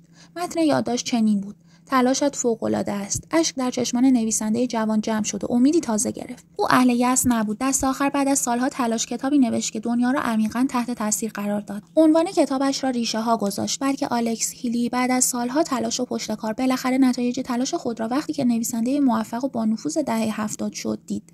پشتکار داشته باشید، امیدوار باشید و سخت کار کنید. پشتکار، تعهد، امید و پرکاری ممکن است به نظر چندان پرجاذبه نباشد، اما اجزای ضروری برای بیرون کشیدن شما از وضعیت پیش پا افتاده فعلی اند و باعث می‌شوند که رویاهای شما تحقق یابند. گام‌های عملی: 1. امروز من امیدوار خواهم بود و پشتکار خواهم داشت و سخت کار خواهم کرد و در آینده کاشته‌های خود را درو خواهم کرد. 2. امروز من 3 نکته. نکته نهایی این مبحث: در سخت‌ترین سفرها نیز باید گام به گام حرکت کرد، اما نباید توقف کرد. 3 نکته و کار: دلتان می‌خواهد سرزمین، خانواده و دوستانتان را چگونه ترک کنید و به جای دیگر بروید و از نو شروع کنید؟ کارلوس آربولیا حدود 30 سال پیش بعد از اشغال بانک‌های کوبا توسط کاسترو چنین کاری کرد. کارلوس پس از طی پله‌های ترقی در سال 1960 در یکی از بزرگترین بانک‌های کوبا عضو هیئت رئیسه بانک شد. اما یک روز وقتی به سر کار رفت، متوجه شد که تمام بانک‌های خصوصی در اشغال رژیم کمونیستی کاسترو قرار دارند. کارلوس 3 هفته بعد به اتفاق همسر و پسر کوچکش کوبا را ترک کرد. در آن زمان فقط $42 داشت. نه کاری داشت، نه کسی را در کشور غریب می‌شناخت. برای یافتن کار به بانک‌های مختلف سر زد اما موفق نشد. سرانجام در یک کارخانه کفش دوزی به کار صورتبرداری مشغول شد. او خستگی ناپذیر کار کرد و ظرف مدت 16 ماه مدیر شرکت تولید کفش شد. مدت کوتاهی بعد از آن از طرف بانکی که کارهای بانکی شرکت را انجام میداد به او پیشنهاد کار شد. بقیه ماجرا در تاریخ آمده است. کارلوس آربولیا در حال حاضر یکی از موفق‌ترین بانکداران است. از کارمندی یک کارخانه کفش‌دوزی تا مدیریت بزرگترین بانک‌های زنجیره‌ای میامی. این است ماجرای یک پناهنده مثبت. مهم نیست که از کجا شروع می‌کنید، مهم این است که کجا تمام می‌کنید. گام‌های عملی. 1. امروز من از هر کجا که هستم یا هر چه دارم شروع می‌کنم و سفر خودم را به سوی کامیابی آغاز می‌کنم. 2. امروز من 3 نکته. نکته نهایی این مبحث: آهسته و پیوسته رو تا خسته نشوی. 3 نکته و عزم راسخ. خانم پاتریشیا اسلاگل حدود 5 سال پیش در 50 سالگی به دنبال کار بود و در حال حاضر حقوق بسیار خوبی می‌گیرد. پاتریشیا اسلاگل دوره بزرگسالی زندگیش را در نیویورک گذراند و در حالی که مادر 4 فرزند بود، هر از گاهی پیانو نیز تدریس می‌کرد. بعد از به هم خوردن ازدواجش مدت 6 سال را به انجام دادن کارهای کوچک با درآمد اندک سپری کرد. دوستی به او پیشنهاد کرد تا به کارهای مالی بپردازد، اما اغلب کارگزاران شرکت‌ها علاقه به استخدام تازه‌کار 50 ساله نداشتند. پاتریشیا میگوید که هنگام برگزاری مصاحبه آب دهانم را گورت میدادم، وارد اتاق مصاحبه میشدم و به اعتمادی که نداشتم تظاهر میکردم. دست آخر پشتکار او نتایج خوبی به بار آورد. مری لینچ پاتریشیا را به عنوان کارگزار بورس استخدام کرد. نقل مکان به جای دیگر همراه با حرفه‌ای جدید برای او مشکل بود، اما انگیزه او برای این کار قوی بود. پاتریشیا به پول این کار احتیاج داشت. موفقیت در زمینه کاری جدید برای او چندان آسان نبود، اما پشتکار و عزم راسخ او در وهله نخست باعث شدند که او فرصت را مغتنم شمرد و همچنین عامل محرکی بودند که او بتواند از فرصت پیش آمده استفاده مطلوب کند. امروز پاتریشیا در 56 سالگی درآمد بسیار خوبی دارد و آن را مدیون کار زیاد و شهامت امتحان کردن است. اندیشه: هرگز از قابلیت‌های خود مطلع نخواهید شد مگر آنکه دست به کاری بزنید. پرسش: آیا واقعاً معتقد نیستید که باید این فرصت را به خود بدهید؟ گام‌های عملی. 1. امروز من با سخت‌کوشی کار خواهم کرد و از تلاش بیش از حد نخواهم هراسید که معنی آن موفقیت است. 2. امروز من 3 نکته. نکته نهایی این مبحث: امتحان کنید. نگاه کردن به کوه از دره آن را بلند جلوه می‌دهد. 3 نکته و تمرکز حواس. وقتی که پدر خانواده مرد، او یکی از 4 فرزند خانواده بود. مادر کار پدر را ادامه داد، در حالی که کار قبلی خود یعنی نظافت ادارات جنوب شهر را نیز انجام می‌داد. او مصمم بود که خانواده را به صورت یکپارچه حفظ کند. او تصمیم خود را به پسرش جانی منتقل کرد. جانی در تیم دبیرستان فوتبال بازی می‌کرد، اما در تیم نوتردام نقشی نداشت. مسئولان معتقد بودند که او برای بازی در تیم نوتردام کوچک است. از این رو او در تیم کوچک دبیرستان بازی می‌کرد. بعد از اتمام دوره کالج تلاش کرد و وارد تیم پیتسبورگ استیلر شد، اما بعد از مدت کوتاهی او را از تیم کنار گذاشتند. بعد از آن وقتی که کارهای ساختمانی انجام میداد، به صورت آماتور فوتبال بازی می‌کرد و برای هر بازی $6 دریافت می‌کرد. هرگز فکر عضویت در لیگ فوتبال از ذهنش خارج نشد. جانی به تمام تیم‌های عضو لیگ نامه نوشت و تقاضای کوچکی کرد: فرصتی به من بدهید، کارم را ببینید. سرانجام کولت بالتیمور این فرصت را به او داد. او بازی خوبی ارائه کرد و به سرعت بازیکن خط حمله شد. در مدتی کمتر از 1 سال بهترین بازیکن خط حمله در لیگ شد. عزم راسخ او باعث شد تیم کولت بالتیمور به مسابقات جهانی راه یابد. او پس از آنکه رکوردهای بسیاری کسب کرد، جزو سرشناسان فوتبال شد. این بازیکن مصمم خط حمله کسی نبود جز جانی یونیتاس. حالا من به شما گل نمیدهم که قهرمان جهان بشوید، اما میتوانم گل بدهم که قهرمان زندگی شوید، به شرطی که تمام اصولی را که جانی رعایت کرد شما نیز رعایت کنید. گام‌های عملی. 1. امروز من تمام انرژی خود را روی کارهای به خصوصی متمرکز می‌کنم و تا تمام شدن کارها دست از کار نمی‌کشم. 2. امروز من 3 نکته. نکته نهایی این مبحث: به خودتان ایمان داشته باشید، به حرف دیگران اهمیت ندهید. 3 نکته و عمل. ترزا بلومینگدیل میگوید هیچ چیز از دیدگاه او فاجعه نیست. در سال 1975 وقتی که طوفان سختی خانه‌اش را کاملا ویران کرد، او به اتفاق 9 فرزندش در زیرزمین خانه پناه گرفت. اولین چیزی که به ذهنش خطور کرد این بود که ما از اینجا خواهیم رفت. فکر می‌کنم نیازی به جمع جور کردن نیست. انشاءالله که خیر است. این طرز فکر ترزاست. او در 42 سالگی تصمیم گرفت که نویسنده حرفه‌ای شود، درست زمانی که 10 فرزند 2 تا 14 ساله داشت. او به یاد می‌آورد که 3 بچه غیر مدرسه‌ای و 2 سگ در خانه داشت. پشت میز ناهارخوری می‌نوشتم، در حالی که یکی از بچه‌های شیرخواره روی پاهایم بود و بچه نوپای دیگری زیر دست و پایم می‌چرخید و اگر از آنها غافل می‌شدم خانه را زیر و رو می‌کردند. ترزا از هر فرصتی استفاده می‌کرد. بعد از اینکه بارها نوشته‌هایش مرجوع شدند، اولین کارش را $10 فروخت. در ضمن فقط یک پاراگراف از یک نوشته 3000 کلمه‌ای او انتخاب و چاپ شد، اما او به نوشتن ادامه داد. در سال 1977 اولین کتابش را نوشت. در سال 1982 ویراستار مجله مک‌کالز شد. اخیراً قرارداد $250,000 امضا کرده است. ترزا نتوانست مانع خرابی ناشی از طوفان شود، اما طوفان نیز نتوانست خوشبینی ترزا بلومینگدیل را برهم زند. گام‌های عملی 1. امروز من گام‌های عملی برمی‌دارم. اندازه آن مهم نیست. این گام مرا به سوی هدفم یاری می‌کند. 2. امروز من 3 نکته. نکته نهایی این مبحث: هرگز ناامید نشوید. اگر شدید به کار کردن ادامه دهید. 3 نکته و دید. دیوید هارتمن اهل فیلادلفیا در 8 سالگی نابینا شد. او آرزو داشت پزشک شود، اما وقتی خواست وارد دانشکده پزشکی دانشگاه تمپل شود، به او گفتند که هیچ فرد نابینایی تاکنون نتوانسته است دوره پزشکی را تمام کند. دیوید تصمیم گرفت که این کار را امتحان کند. او وارد دانشکده پزشکی تمپل شد و بلافاصله با موانعی مواجه شد که برطرف نشدنی بود، یعنی کتاب‌های پزشکی. هیچ کتاب درسی پزشکی به خط بریل وجود نداشت. آخر هیچ وقت نیازی برای این کار نبود. به علاوه، تبدیل کتاب پزشکی به خط بریل فقط برای یک نفر مقرون به صرفه نبود. از این رو دیوید به سازمان نوارهای درسی برای نابینایان مراجعه کرد. در این سازمان بیش از 25 کتاب درسی ضبط شده وجود داشت. دیوید هارتمن در 27 سالگی درجه دکترا گرفت و اولین دانشجوی نابینایی بود که دانشکده پزشکی را تمام کرد. خواسته‌های ما اغلب بسیار ناچیز، تفکر ما بسیار منفی و دید ما نزدیک بین است. واقعاً از زندگی چه می‌خواهید؟ آیا هدف یا آرزوی شما ناممکن‌تر از آرزوی پسر نابینای 8 ساله‌ای است که می‌خواست پزشک بشود و شد؟ گام‌های عملی 1. امروز من محدودیت‌هایی را که افکار پس در من ایجاد کرده است کنار می‌زنم و دید خود را فراتر می‌برم. 2. امروز من 3 نکته. نکته نهایی این مبحث: تا امتحان نکنید نمیدانید که چه کاری نمیتوانید بکنید. 3 نکته و تکمیل کار: مهم نیست که هدف مقابل شما چیست. به ندرت با اولین نشانه‌گیری به هدف میزنیم.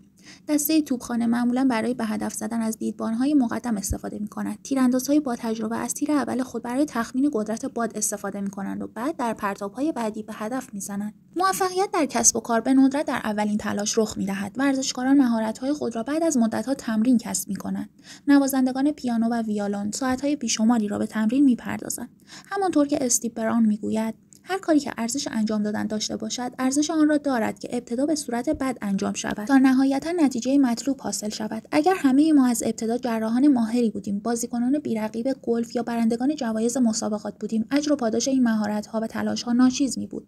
جای شک است که شما در اولین پرتاب به هدف بزنید. رمز موفقیت داشتن پشتکار و شهامت به رغم ناکامی‌ها. از روی تلاش‌های اولیه خود موقعیت را بسنجید، از خطاهای خود نتیجه بگیرید. بدین ترتیب به احتمال زیاد به هدف خواهید زد. گام‌های عملی 1. امروز من سر وقت طرحی خواهم رفت که در نیمه راه رها کرده بودم و آنقدر روی آن کار می‌کنم تا به خوبی از عهده آن برایم. این طرح است. 2. امروز من 3 نکته. نکته نهایی این مبحث: در حالی که یکی تردید دارد چون خود را کم می‌بیند، دیگری خطا می‌کند و خود را بالا می‌کشد. 3 نکته و شکست. در سال 1958 فرانک و دان کارنی یک پیتزا فروشی مقابل مغازه خاروبار فروشی پدرشان در ویچیتا به راه انداختند تا از درآمد آن هزینه تحصیل خود را بپردازند. 19 سال بعد فرانک کارنی از فروش کلبه‌های پیتزا 300 میلیون دلار سود کرد. توصیه کارنی برای کسانی که تازه وارد کسب و کار شده‌اند عجیب است: لازم است باختن را بیاموزیم. و اینطور توضیح می‌دهد: من 50 کار متفاوت دست گرفتم و از آن تعداد فقط 15 مورد نتیجه داد. این بدان معنی است که تقریباً 30% از کارم نتیجه می‌دهد. اما باید همیشه آماده باشید و مهمتر این که بعد از باختن آماده باشید. وقتی برنده می‌شوید چیزی یاد نمی‌گیرید. لازم است باختن را بیاموزید. کارنی می‌گوید کلبه پیتزا موفق بود برای اینکه او از خطاهای گذشته چیزها آموخته بود. وقتی که طرح توسعه شهر اوکلاهوما شکست خورد، او به اهمیت محل و دکور پی برد. وقتی حجم فروش در نیویورک افت کرد، او لایه‌ای روی پیتزاها را ضخیم گرفت. وقتی پیتزا فروشی‌های منطقه‌ای بخشی از سهام بازار را به خود اختصاص دادند، او پیتزای شیکاگویی را عرضه کرد. کارنی بارها در کارش شکست خورد، اما در واقع از شکست‌هایش به نفع خود استفاده کرد. این کار مثبت اندیشی است. اگر شکست‌هایتان را به جاب‌هایی برای قدم گذاشتن تبدیل کنید، شما را در اوج خواهم دید. گام‌های عملی 1. امروز من برخواهم خواست و تا آنجایی که ممکن است تلاش خواهم کرد و به یاد خواهم داشت که تا احتمال شکست را از بین نبرم موفق نخواهم شد. 2. امروز من 3 نکته. نکته نهایی این مبحث: انرژی و پایداری برای هر کس در هر مقامی مناسب است. 3 نکته و ترقی. از آن زمانی که بچه‌ها فقط دنبال درس و مشق بودند، سالهای زیادی نمی‌گذرد. امروزه پدرها و مادرها هم با کتاب سر و کار دارند. 10 سال پیش سن متوسط دانشجویان 19 سال بود. امروزه 30 سال است، زیرا بزرگسالان بیشتری به طور تمام وقت به تحصیل در دانشگاه‌ها مشغولند. مریان ژرمن، مادر بزرگ 50 ساله، اخیراً از کار منشیگری خود استعفا کرد تا در رشته روانشناسی تحصیل کند و مدرک دانشگاهی بگیرد. بچه‌های من بزرگ شده‌اند. خانم مریان میگوید: وقت آزاد دارم تا افق فکریم را گسترش بدهم. مورین برومیتز مادر 35 ساله‌ای است که علاوه بر داشتن کار تمام وقت در یک مرکز پزشکی در کلاس‌های شبانه شرکت می‌کند. او به دنبال کار رده بالا در زمینه پزشکی است. مورین می‌گوید می‌خواهم ترقی کنم و پیشی بگیرم. در کلاس‌های دانشگاه تعداد دانشجویان سن بالا بیشتر شده است. طول عمر روز به روز بیشتر می‌شود و احتمال اینکه شما به سن 80 و 90 برسید بسیار است.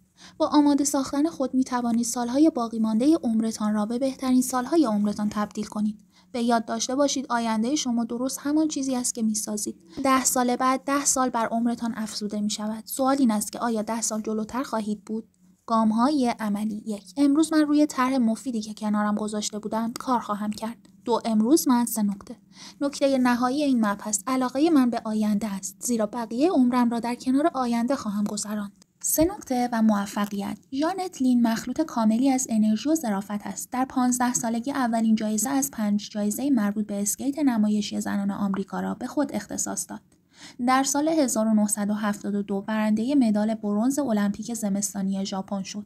در سال 1973 ژانت قراردادی به ارزش تقریباً 1.5 میلیون دلار بست و با این کار بالاترین درآمد را در بین زنان ورزشکار به خود اختصاص داد. اما بیماری تنفسی او را مجبور کرد که در 22 سالگی از اسکیت بازی دست بکشد. حالا ژانت 29 ساله بر بیماری جسمانی خود غلبه کرده است و می‌خواهد که به کار سابق خود بازگردد. وقتی که پس از بهبود وضع جسمانی برای اولین بار به زمین بازی رفت، دقایق بی‌رمق در زمین ماند، به طوری که حتی قادر به انجام دادن پرش‌های ساده نبود. احساس می‌کرد هیچ عضله‌ای برای او نمانده است. در پاسخ به این مشکل، ژانت برنامه منظمی ترتیب می‌دهد و به تدریج قدرت از دست رفته‌اش را باز می‌یابد. سرانجام می‌تواند پرش‌های ساده را انجام دهد و آنگاه پرش‌ها را بلندتر و پیچیده‌تر می‌کند و حتی فراتر از انتظار خود پیش می‌رود. خوشحالم که بگویم ژانت لین به جای سابق خود بازگشت. بار دیگر او در برابر انبوه تماشاگران اسکیت می‌کند. قرار است او با جوجو استاربوک و دیگر چهره‌های برجسته اسکیت همکاری حرفه‌ای داشته باشد. ژانت لین دلایل بسیاری داشت که از این کار کناره‌گیری کند، اما نکرد. این کار آسان نبود. عمل او مؤید این نظر است که شما بهایی بابت موفقیت نمی‌پردازید، اما از مزایای آن استفاده می‌کنید. بگذارید شما را تشویق کنم که از هدف‌های خود در زندگی دست بر ندارید. ژانت لین راه زیادی پیموده است، شما نیز می‌توانید. گام‌های عملی. 1. امروز من به رغم ناملایمات مقاومت خواهم کرد. 2. امروز من 3 نکته. نکته نهایی این مبحث، در حالی که دست‌هایتان را در جیب‌ها گذاشته‌اید، نمی‌توانید از نردبان موفقیت بالا بروید. 3 نکته و سهل‌انگاری. بر اساس مطالعه‌ای که اخیراً انجام گرفته، معلوم شده است که متوقف کردن تلاش یک عادت اکتسابی است. می توانید استوار مصمم بودن را بیاموزید و این کار را به همان آسانی که کار را متوقف می کنید انجام دهید. در چند سال گذشته زیست شناسان و روانشناسان آزمایش‌هایی انجام دادند که نشان می‌دهد چگونه نگرش ذهنی ما عمیقاً بر حاصل زندگی ما تاثیر می‌گذارد. دانشمندان در دانشگاه جان هاپکینز متوجه شدند که حیوانات آزمایشگاهی می‌آموزند که تلاششان را متوقف کنند. موشی را محکم در دست بگیرید به طوری که به هیچ وجه نتواند از دست شما فرار کند. پس از مدتی از تلاش دست می‌کشد، هرچند غیر ممکن به نظر می‌رسد. بعد آن را داخل مخزن آبی قرار دهید. متوجه می‌شوید که موش حتی سعی نمی‌کند با شنا کردن خود را نجات دهد، زیرا یاد گرفته است که دیگر تلاش نکند. اگرچه انسان یقینا موش نیست، اما می‌تواند عادات زندگی خود را انتخاب کند. دوستان پزشک من اغلب تسلیم شدن فرد را به مرگ این چنین توصیف می‌کنند. او چیزی نداشت تا برایش زندگی کند، یا او دست از تلاش کشید. خوشبختانه ما می‌توانیم خوشبینی و امید را مسئولانه برگزینیم. می‌توانیم تلاش کردن را در خود به یک عادت تبدیل کنیم. ما می‌توانیم به ذهن و قلب خود طوری برنامه دهیم که به رغم وجود تردید، درد و ترس کماکان به کار خود ادامه دهند. از قرار معلوم ما می‌توانیم موارد حل نشدنی را در بیشتر موارد حل کنیم و بر مشکلات فائق آییم. در این کتاب مثال‌های بیشماری در این مورد ذکر شده است. در واقع پیام اصلی که باید گفته شود این است که دست از تلاش نکشید. شما را در اوج خواهم دید. گام‌های عملی. 1. امروز من با تمام کردن طرح‌ها پشتکار داشتن را در خود به عادت تبدیل می‌کنم. 2. امروز من 3 نکته. نکته نهایی این مبحث، پشتکار آب گرم سهل‌انگاری را به بخار موفقیت تبدیل می‌کند. 3 نکته و دستاورد. قبل از اینکه ناشری کتاب او را چاپ کند یا مجله‌ای مقاله‌ای از او قبول کند، مدت 9 سال نوشت و هرگز مایوس نشد. به همین دلیل است که جورج برناردو شاو یکی از موفق‌ترین نویسندگان جهان شد. اگر یکی از کتاب‌های قبلی مرا خوانده باشید یا به یکی از نوارهای ضبط شده من گوش کرده باشید، یقینا می‌دانید که من اعتقاد بسیاری به پشتکار دارم. هر وقت که مطلبی می‌نویسم یا سخنرانی می‌کنم، مخاطبانم را از اهمیت فوق‌العاده پشتکار داشتن آگاه می‌کنم. متأسفانه باید بگویم که در جامعه ما عده‌ای همه چیز را حاضر و آماده می‌خواهند. ما پوره آماده سیب زمینی، قهوه و چای فوری و پیتزای آماده داریم و موفقیت را هم آماده و فوری می‌خواهیم. اما از این خبرها نیست. اگر موفقیت می‌خواهید باید پشتکار داشته باشید. چطور؟ پاسخ به این پرسش را نمی‌توان در یک جمله خلاصه کرد. اما از یک چیزی می‌توانید مطمئن شوید و آن این است که باید هدف خود را مشخص کنید. فقط کسانی می‌توانند بعد از زمین خوردن بلند شوند و به راه خود ادامه دهند که بدانند به کجا و چرا می‌روند. جورج برناردو شاو هدف مشخصی داشت و به همین دلیل قبل از اینکه مطلبی از او چاپ شود 9 سال تمام نوشت. گام‌های عملی. 1. امروز من دلایل کارم را با پرسش سوال چرا از خود مشخص می‌کنم. 2. امروز من 3 نکته. نکته نهایی این مبحث تصمیم بگیرید که چه می‌خواهید. بدانید که حاضرید چه چیزی را بابت آن بدهید. اولویت‌ها را معین کنید و شروع کنید. 3 نکته و غلبه بر مشکلات. مشکلی نیست که آسان نشود مگر برای کسانی که در برخورد با مشکلات خود را می‌بازند و ناامید می‌شوند. هنگام تولد کوین پولند پزشکان به والدین او گفتند که او بیش از 24 ساعت زنده نخواهد ماند و بعدها به آنها گفتند که پسرشون فقط 1 سال زنده خواهد ماند. کوین به عنوان یک پسر جوان دلایل زیادی داشت که تسلیم شود و دست از زندگی بکشد. خوشبختانه این نوع افکار در قاموس ذهنی او و والدینش جایی نداشتند. کوین تا 12 سالگی مانند بچه‌های شیرخوار قادر به کنترل ادرار و مدفوع خود نبود. نوعی میله‌های فلزی به پشت او بسته شده است تا بتواند بنشیند. خوشبختانه کوین والدینی دارد که آنقدر او را دوست دارند که حاضرند هر کاری برایش بکنند. آنها به جای مراقبت بیش از حد و وابسته کردن او به خودشان به او کمک کردند تا به طور مستقل کارهایش را انجام دهد. کوین هرگز نخواست که کسی مراقب او باشد. او می‌خواست که کار داشته باشد و در واقع خودکفا شود. کوین در طول عمر 17 ساله خود با صندلی چرخدار حرکت کرده است و در حال حاضر به دنبال چیزهای بزرگ و بهتر است. او اخیراً در امتحانات رانندگی قبول شده است و می‌تواند ماشین خود را که به تجهیزات خاصی مجهز شده است براند. این بدان معنی است که او آزادی و فرصت بیشتری دارد و همچنین نشان می‌دهد که کسانی که در مورد او ناامید بودند اشتباه می‌کردند. این درست است که برندگان هرگز ناامید نمی‌شوند. کوین پولند نیز قطعاً یک برنده است. این نوع روحیه از خودگذشتگی و مصمم بودن شما را هم موفق می‌گرداند. گام‌های عملی. 1. امروز من در مواجهه با مشکلات به کوین پولند خواهم اندیشید. 2. امروز من 3 نکته. نکته نهایی این مبحث: هیچ لذتی بالاتر از فائق آمدن بر مشکلات نیست. گام به گام به سوی موفقیت رفتن، آرزوهای جدید داشتن و شاهد به حقیقت پیوستن آنها بودن. 3 نکته و ورزش. بارها مردم از من پرسیدند که با این همه سفر و برنامه کاری چگونه فرصت دویدن دارم. جواب این پرسش بسیار ساده است. آنقدر کار دارم که نمیتوانم ندوم. 25 دقیقه دویدن در روز، آن هم 5 روز در هفته، باعث می شود که انرژی من به طور چشمگیری افزایش یابد. به طوری که بر اثر دویدن روزانه 2 ساعت وقت مفید عاید من شود. من از کارهایی که دارم چنان به هیجان میآیم که میخواهم حداکثر تلاش را در بیشترین زمان با آنها اختصاص دهم. صرف 25 دقیقه وقت با بازده 2 ساعت وقت مفید برای من بسیار خوب است. این کار مزایای دیگری نیز دارد. طبق بررسی که به مدت 4 سال در دانشگاه پردو انجام شده است، صورت حساب‌های درمانی کسانی که روزانه دقایقی را به دویدن اختصاص می‌دهند بسیار کمتر از صورت حساب‌های کسانی است که اصلا ورزش نمی‌کنند. علاوه بر این، طبق گزارش‌های دانشگاه پردو، استواری هیجانی در زنان و مردانی که ورزش می‌کنند بیشتر است و حالات عصبی در آنها کمتر است. از نتایج فوق می‌توان به این حقیقت رسید که با دویدن و ورزش کردن در وقت و پول خود صرفه‌جویی می‌کنید. این را نیز باید افزود که بعد از ورزش خلاقیت شما بیشتر می‌شود. بدین ترتیب می‌توان گفت فعالیت‌های ورزشی سودمندند. گام‌های عملی: 1. امروز من ورزشی انتخاب می‌کنم و بدان می‌پردازم. 2. امروز من 3 نکته. نکته نهایی این مبحث: ورزش با جسم کاری می‌کند که عبادت با روح می‌کند. 3 نکته و نوازندگان. سالها پیش هنری آرمسترانگ، نوازنده پیانو و آهنگساز اهل بوستون، آهنگی ساخت که چند روزی افکارش را مشغول کرد. آهنگ زیبا بود و ریتم بسیار داشت. او این آهنگ را طی 7 سال به شرکت‌های نشر آهنگ در نیویورک برد، اما تمام شرکت‌ها پاسخ رد به او دادند. او از ریچارد جرالد خواست بر روی آهنگش شعر بگذارد تا شاید موفق به انتشار آن شود، اما آرمسترانگ کسی را نیافت تا آن را منتشر کند. روزی آرمسترانگ و جرالد در خیابان می‌رفتند که ناگهان پوستر آگهی آدلینا پاتی، خواننده معروف ایتالیایی، توجه آنها را به خود جلب کرد. ناگهان تصمیم گرفتند که نام آهنگ را به تقلید از او تغییر دهند. عنوان جدید اندکی طولانی بود، ولی آنها پس از تلخیص آن را آدلین جذاب نامیدند. بدین ترتیب آهنگ آرمسترانگ به یکی از آهنگ‌های معروف عصر خود تبدیل شد. نکته این است که گاهی یک تغییر کوچک ممکن است تفاوت چشمگیری ایجاد کند، ولی من فکر می‌کنم در اینجا پیام واقعی دیگری نیز وجود دارد. سخت به کارتان بچسبید، بدان فکر کنید و به رویاهایتان بیاندیشید. گام‌های عملی 1. امروز من سخت به کارم می‌چسبم و به رویاهایم می‌اندیشم. 2. امروز من 3 نکته. نکته نهایی این مبحث، نوبوک تنها نیرویی است که موجب تلاش مستمر می شود. 3 نکته و مدیر اجرایی. در هیچ یک از کتاب‌ها، سخنرانی‌ها یا نوارهایم هرگز نگفتم که زندگی راحت است. زیرا اعتقادی به راحت بودن آن ندارم. من فکر می‌کنم زندگی سخت است. اما معتقدم که اگر ما نیز سرسخت باشیم، زندگی بسیار راحت خواهد بود. این را به شما بگویم که معتقدم زندگی شادی، هیجان و پاداش است. بررسی که برای یک مؤسسه پژوهشی در امور اجرایی انجام شده است، نکته جالبی را در تایید جملات فوق آشکار می‌کند.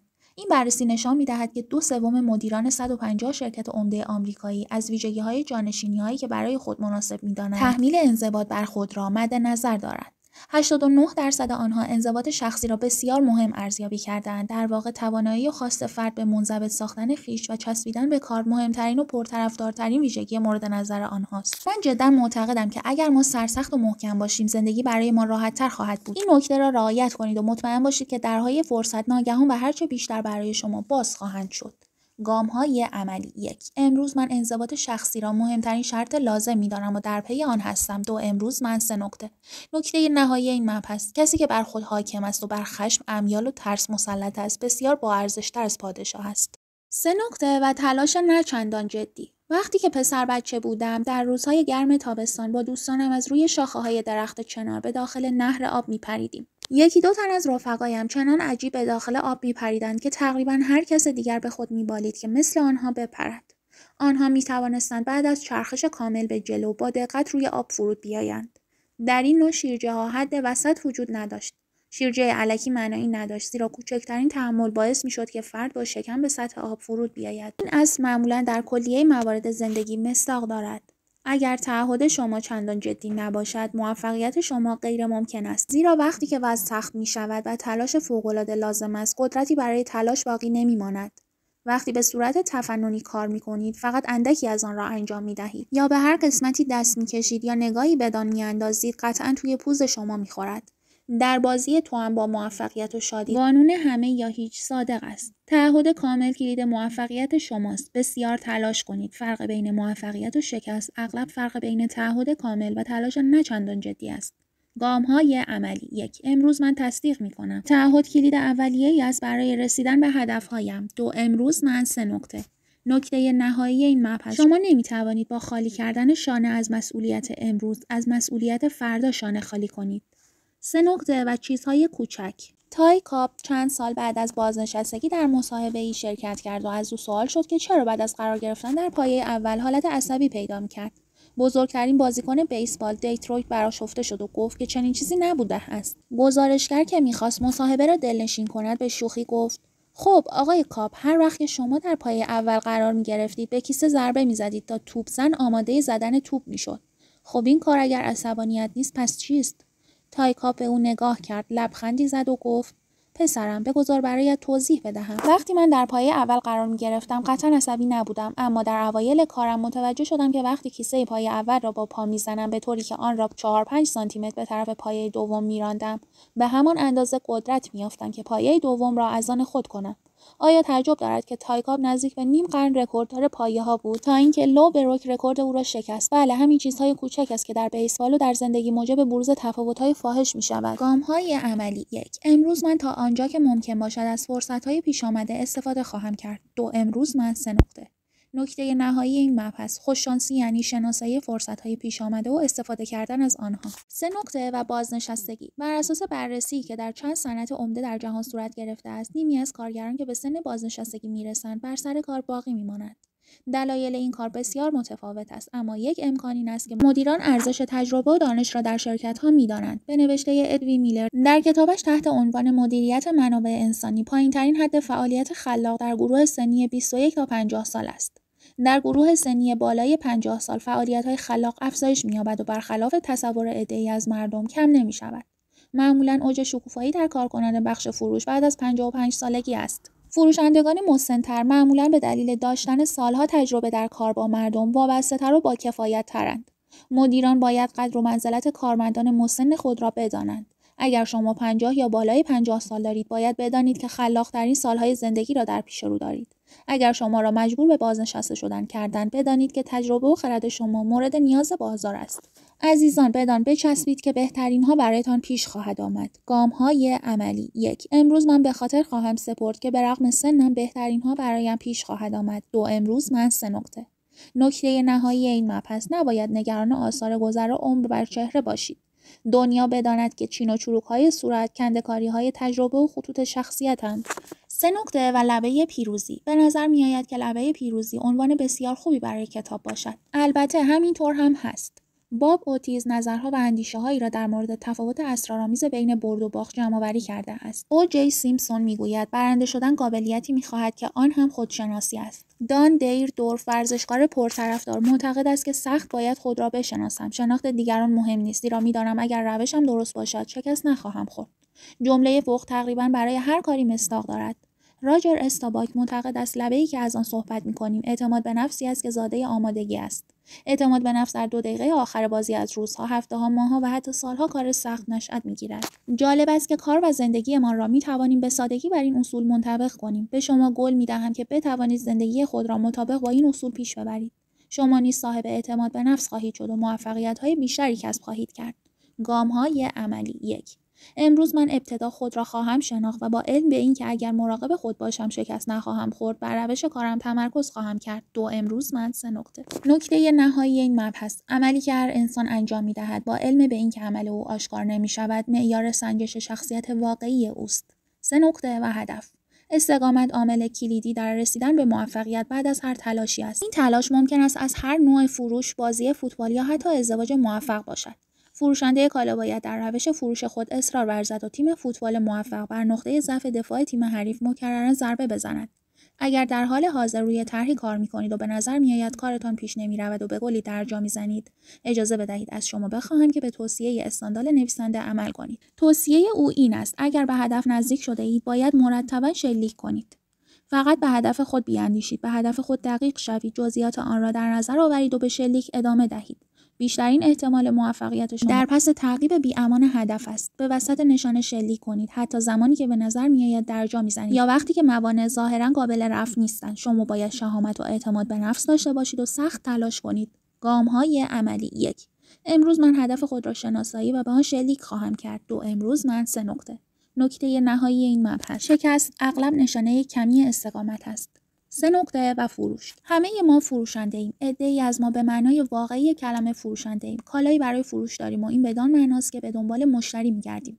اما حقیقت این است که ما همه فروشنده ایم. ممکن است کالای خاصی برای عرضه نداشته باشیم، اما پیوسته در تلاشیم تا فکر یا نظر کارشناسی خود را بفروشیم. آیا می‌دانید که فروشندگان معمولی در نوبت اول یا دوم بیشترین کالا را به یک مشتری خاص می‌فروشند؟ فقط 7% فروش به نوبت سوم تعلق دارد. نتیجه روشن از این جملات این است که وقت بسیاری را صرف فروش کالا در نوبت سوم نکنید. تمام حواس خود را به فروش کالا در نوبت اول و دوم اختصاص دهید. وقتی که می‌خواهید بها و ارزش خود را به کارفرمایی نشان دهید، 3 چیز را به خاطر سپارید. این اصول همچنین هنگام فروش فکر یا نظر خود به کارفرما یا هر نوع فروش به هر کسی به شما کمک خواهد کرد. اول از همه آماده باشید تا آنجا که می‌توانید در مورد کارفرمای آتی خود و کار او اطلاعات کسب کنید. دوم، پرسش‌هایی را مطرح کنید. کارفرمای آتی را وادارید که صحبت کند و بدین ترتیب معلوم می‌شود که به چه چیزهایی علاقه‌مند است و چگونه شما می‌توانید به او خدمت کنید. سوم، با شور و شوق حرف بزنید. اگر نکات گفته شده را رعایت کنید، به شما قول می‌دهم که کالای خود را به راحتی بفروشید. گام‌های عملی. 1. امروز من به خاطر خواهم آورد که اگر کالای خدمتم را به کسی فروختم، مشتاقانه خدمت کنم. بدین ترتیب موفق به فروش آن به هر کسی خواهم بود. 2. امروز من 3 نکته. نکته نهایی این مبحث: بدترین نوع ورشکستگی در جهان از دست دادن اشتیاق است. اگر مردی تمام هستی خود را به جز اشتیاق از دست بدهد، می‌تواند دوباره به موفقیت دست یابد.